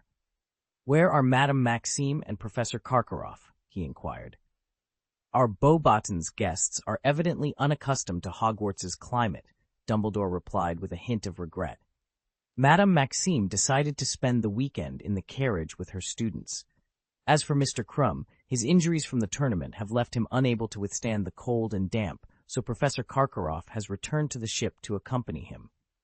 Atticus nodded, picking up his utensils to begin his meal. Before doing so, he asked abruptly, "And Alastor? Is he in his office?" This time, Professor McGonagall responded, "Oh, he collected a fee from me and left Hogwarts early this morning. He mentioned needing to visit Diagon Alley to purchase some teaching aids." "Teaching aids?" Atticus raised an eyebrow, glancing at Dumbledore, who continued sipping his mushroom soup with a silver spoon, seemingly unfazed and aware of the situation. "What do you think she's up to, Headmaster Dumbledore?" Atticus tapped his finger on the table, listening intently to the conversations around him. "There are many possibilities," Dumbledore mused, dabbing the corners of his mouth with a napkin. "Perhaps, due to the remarkable alchemy props you crafted, Miss Cleona finds them challenging to manipulate in the competition. She might need to discuss with Tom whether their plan requires adjustments. Or it could be that Severus has been particularly protective of his storage room lately, leaving Miss Cleona unable to procure the materials she needs." Atticus nodded thoughtfully. "By the way, Atticus, do you have any free time this afternoon?" Dumbledore asked, turning to Atticus, who was just beginning his lunch.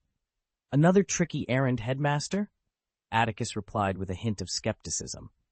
"Oh, don't think so poorly of me, Atticus," Dumbledore said, his eyes crinkling with a touch of helplessness. "I merely hope that if you have time, you might visit Miss Delacour and Mr. Krum. It would be a courteous gesture from the tournament's host." "I believe the headmaster's presence would better demonstrate Hogwarts' hospitality," Atticus countered, unfazed.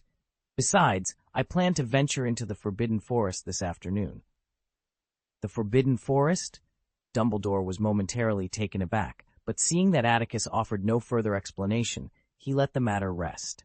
Not wanting his movements to be observed, Atticus ascended the stairs in full view of everyone. Once he reached a secluded corner, he cast a spell to conceal himself, and then quietly made his way down. Atticus Blaine arrived at the foyer, where several days of relentless rain and snow had transformed the Hogwarts grounds into a swamp. The rune horses brought by Beauxbatons refused to venture out, preferring to huddle together in the shelter Hagrid had built for them. The deck of Durmstrang's ship was deserted, the vessel swaying violently the waves. Atticus paused briefly in the middle of the campus, his gaze drawn to the Quidditch pitch. Despite the wind and rain, 3 dark figures were running in circles, while Sirius sat in the stands, watching with keen interest. Not lingering long, Atticus resumed his stride, heading towards the edge of the field and the Forbidden Forest. The forest, vast and primeval, exuded an air of perpetual gloom. The dense canopy muted the howling wind and the patter of rain, enveloping the surroundings in a quiet darkness, a deep green verging on black. Atticus followed the path Hagrid had carved through the trees. When the path faded into the underbrush, he leaped forward, transforming into a shadowy blur as he sped deeper into the forest.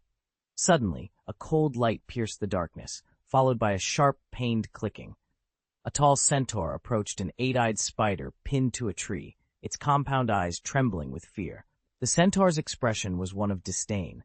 With a slight jump, it grasped its spear, and with a powerful pull, freed it from the tree and the spider's body. The spider fell to the ground with a thud, green ichor oozing from its wound. With a swift motion, the centaur drove the spear into the spider's head, silencing its distressing clicks. It nudged the spider with its hoof, confirming its death, then turned to its companions. "These vile creatures deserved this fate," it declared. "If Hagrid hadn't insisted on protecting that old spider, we could have driven them out of this forest long ago," another centaur added. "Even if we can't expel them all, we'll ensure they never dare leave their stone pit again." The centaur patrol continued to discuss the eight-eyed spiders before forming a line and marching off, not towards their tribe, but in the direction of Aragog's lair. It was clear they intended to continue hunting the spiders nearby. Perched atop the treetops, Atticus observed the scene, a sense of unease settling over him. Both centaurs and eight-eyed spiders were intelligent, magical creatures, fiercely territorial. Their conflicts had been ongoing, and only Hagrid's mediation had prevented a full-scale war. What had changed to render Hagrid's efforts ineffective, prompting the centaurs to take such decisive action? With these questions in mind, Atticus swiftly made his way towards the centaur tribe. End of this chapter. Chapter 639. As they ventured deeper into the Forbidden Forest, Atticus Blaine's expression grew increasingly solemn. Along the path, he encountered numerous corpses of eight-eyed spiders. More importantly, aside from these spiders, he noticed the absence of any large magical creatures. The Forbidden Forest had never been a tranquil place. Otherwise, the school wouldn't have prohibited students from exploring it for so many years. The forest was home to a variety of magical creatures, some of which were extremely dangerous. Yet, as Atticus observed, the dense forest seemed eerily lifeless, as if the creatures that once inhabited it had been driven away. This was not the result of a single day's work. If the centaurs were responsible, they must have been acting for several months, culminating in their recent actions against the intelligent eight-eyed spiders. But how did the centaurs manage it? Did they possess the ability to drive away these wild and untamed magical creatures without attracting Hagrid's attention? Atticus wasted no time, moving swiftly through the treetops like a gust of wind. Within 10 minutes, the centaur tribe he remembered came into view. It was a settlement encircled by tall fence posts, with towering sentry towers guarding the expansive courtyard. Thatch-roofed domes and wooden-walled huts were scattered throughout the area, that reminiscent of human buildings from tribal eras, though each structure was significantly larger than those inhabited by humans. The centaurs were astute. They had cleared the trees near their territory to prevent anyone from perching in them and spying on their domain.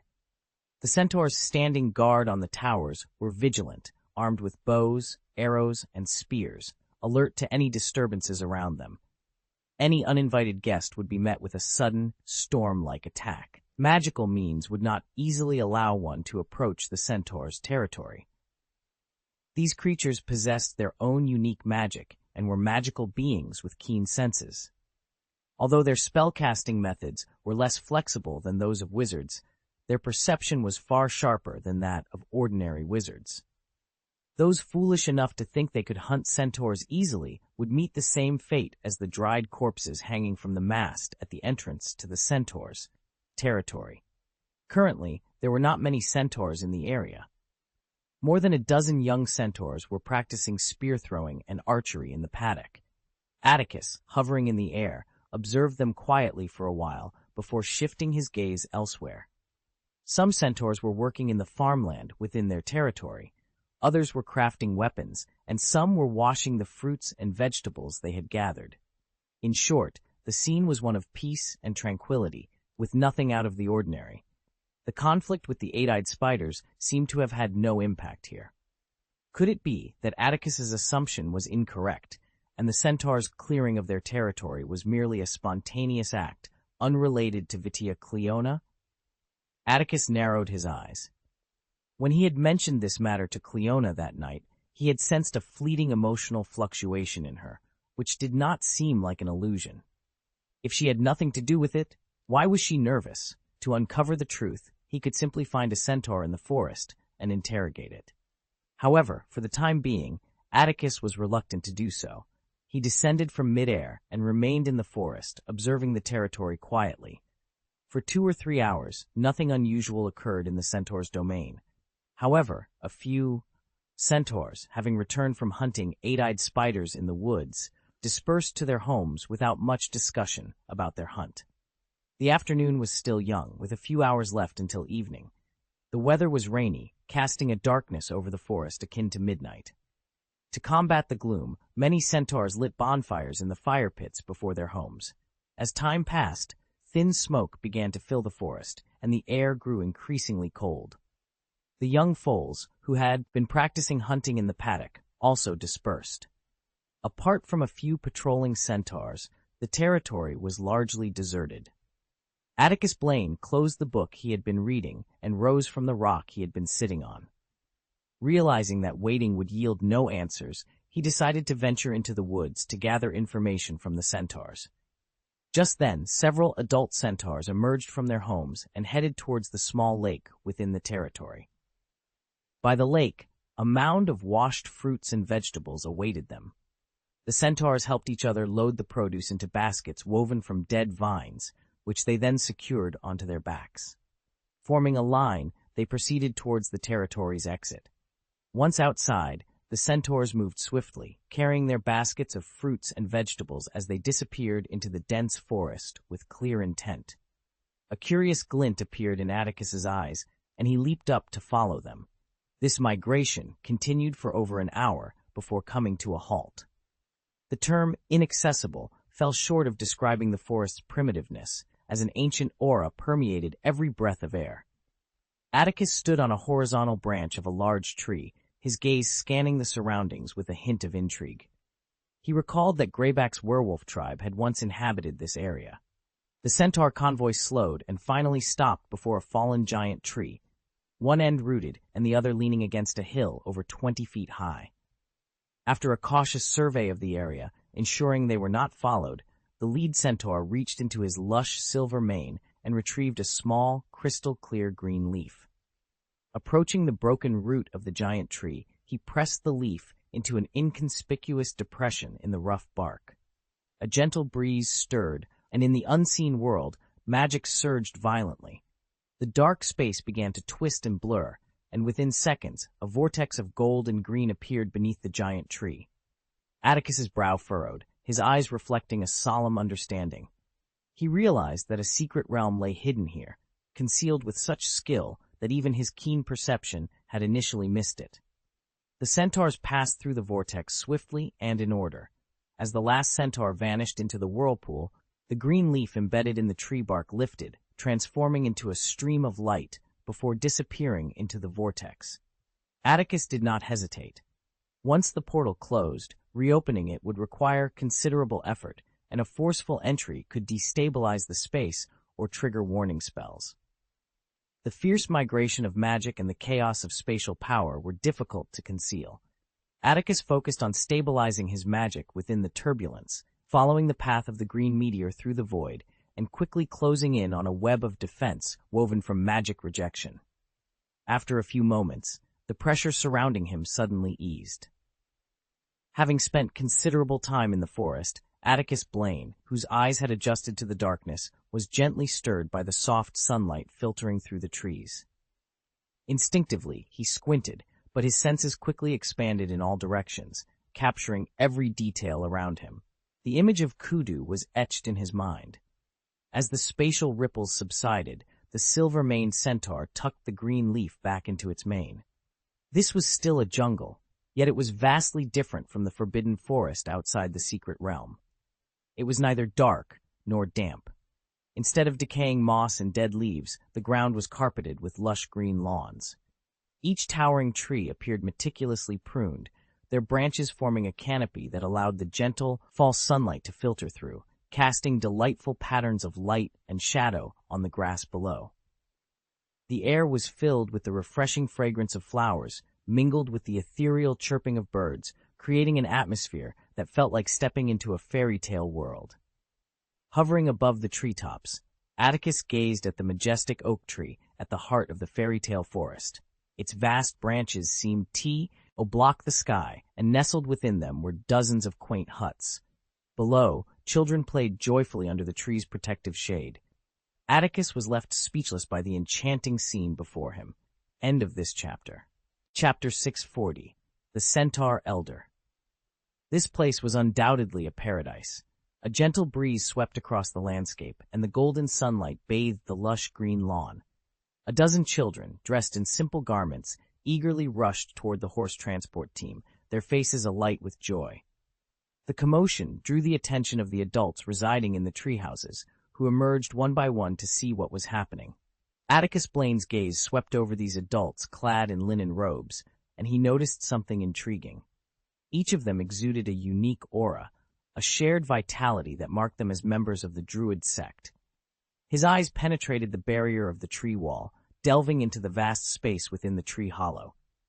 Inside, several young individuals sat cross-legged around an altar, deep in meditation. As they focused, tiny emerald light particles emerged from the surrounding void, gradually merging into their bodies, subtly enhancing their auras. Atticus observed this scene for a moment, before shifting his attention to the altar, his expression changing. He had encountered such an altar once before. When he first met Cleona, she had shown him a memory from the past. The ancestors of Druidism had used ancient rituals to perform divination on the altar, seeking someone who could aid them in acquiring the Staff of Two Serpents. In addition to the meditating Druids, the tree hollow housed 4 centaurs. Among them were Ron, Bane, and Firenze, whom Atticus had previously met. The last centaur appeared very old, with hair, body, and tail all turned a grayish-white. Before the noise from outside reached the tree hollow, the elder centaur was engrossed in studying numerous inscriptions engraved on ancient stone slabs, forming an astrological chart. "It's Clay and the others, Elder," Ronan announced, trotting to the entrance of the cave and peering outside. Upon discovering the source of the commotion, he sighed in relief, loosening the full-moon bowstring in his hand. "We need to leave too, Elder," Firenze said, bowing his head respectfully toward the old centaur. "Until the last quarter moon appears, Clay will lead the tribe to protect you and them. We must return to the forest to continue eliminating those malevolent 8-eyed spiders." "Wait, Firenze," the centaur elder, whose thoughts were immersed in the ancient star chart, suddenly interjected. He carefully placed the slate back against the tree wall and, with Bane's assistance, slowly stood up.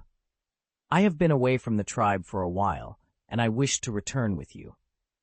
Though surprised by the elder's willingness to leave behind the precious star charts preserved by the Druids, the 3 young and robust centaurs did not question his decision.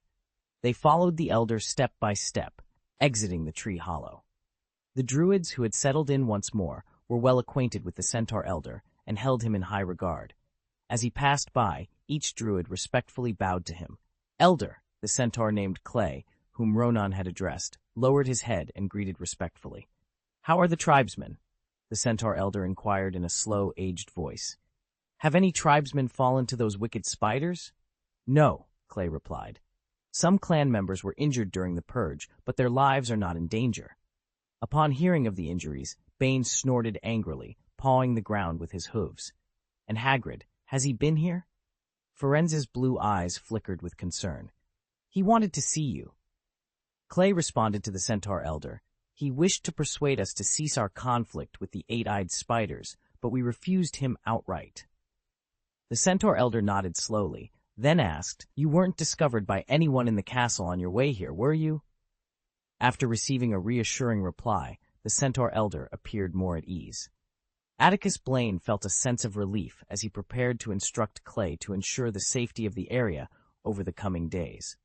Nearby, an 8- or 9-year-old girl with long, silky brown hair caught his attention. Her eyes sparkled with curiosity as she asked the centaur elder, There are many children in the castle, right? Elder, I heard from Sister Vitia that they all learn magic there. The centaur elder, who usually showed little regard for wizards, softened his demeanor when addressing the druids. With a grandfatherly smile, he corrected her. It's not magic, Luoya. It's wizardry. Wizards' magic. The children gathered around the centaurs were captivated. They had heard tales of wizardry, but had never witnessed it firsthand. Luoya's eyes shone with longing as she asked hopefully, "Will we have a chance to visit the castle, Elder?" Her question cast a shadow over the group. Some of the older children looked downcast, already knowing the answer. The centaur elder remained silent, but Bane, with his mane of black hair, spoke up gruffly. "There's nothing to see there, Luoya. Wizards are a greedy and despicable lot, always using their magic to harm one another. We want nothing to do with them, and they certainly won't welcome us." Luoya fell silent, though her expression suggested she wasn't entirely convinced by Bane's words. The centaur elder and Firenze didn't linger. After giving Clay some final instructions, they departed the habitat and ventured into the outer jungle.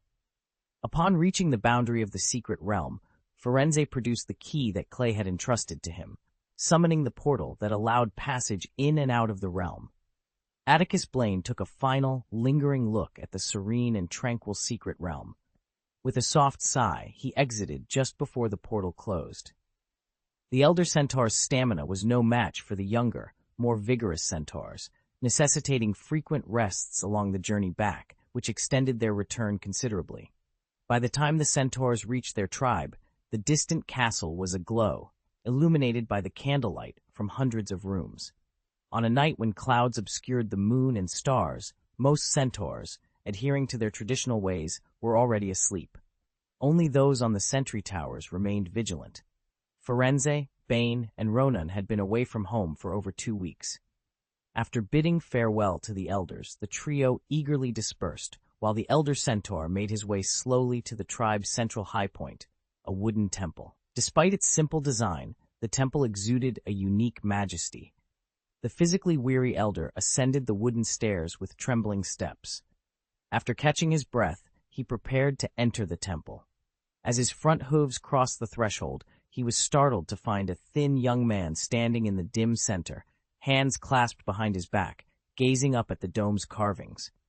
The elder's heart pounded in his chest as he instinctively considered calling out to his tribe. But upon recognizing the young man's face, his eyelids twitched, and the cry caught in his throat was swallowed back. "What is that?" Atticus Blaine asked, his eyes fixed on the dome's carvings. The scene depicted centaurs, giants, werewolves, fire dragons, and humans coexisting peacefully in a paradise. "That was how our ancestors lived on the island of Avalon long ago," the elder began, his voice tinged with nostalgia. Silence enveloped the room as the centaur elder gasped hoarsely, "It's an honor to meet you, Mr. Blaine." "Avalon Island?" Atticus Blaine's eyebrows shot up in surprise. He tore his gaze away from the intricate carvings on the dome and focused on the centaur elder standing at the doorway. Noticing the caution and wariness etched on the elder's face, he asked with mild astonishment, "You know me?" "Centaurs have never been fond of dealing with wizards," the elder replied, "but we understand that we cannot completely sever ties with the Wizarding Society. Mr. Blaine, we always keep an eye on significant events in the wizarding world. I believe, whether you are a wizard or possess the wisdom of a magical creature, there are few who do not know of you now." After a moment of contemplation, the centaur elder decided against summoning any tribesmen. Instead, he slowly approached Attic. "Is Mr. Albus Dumbledore well?"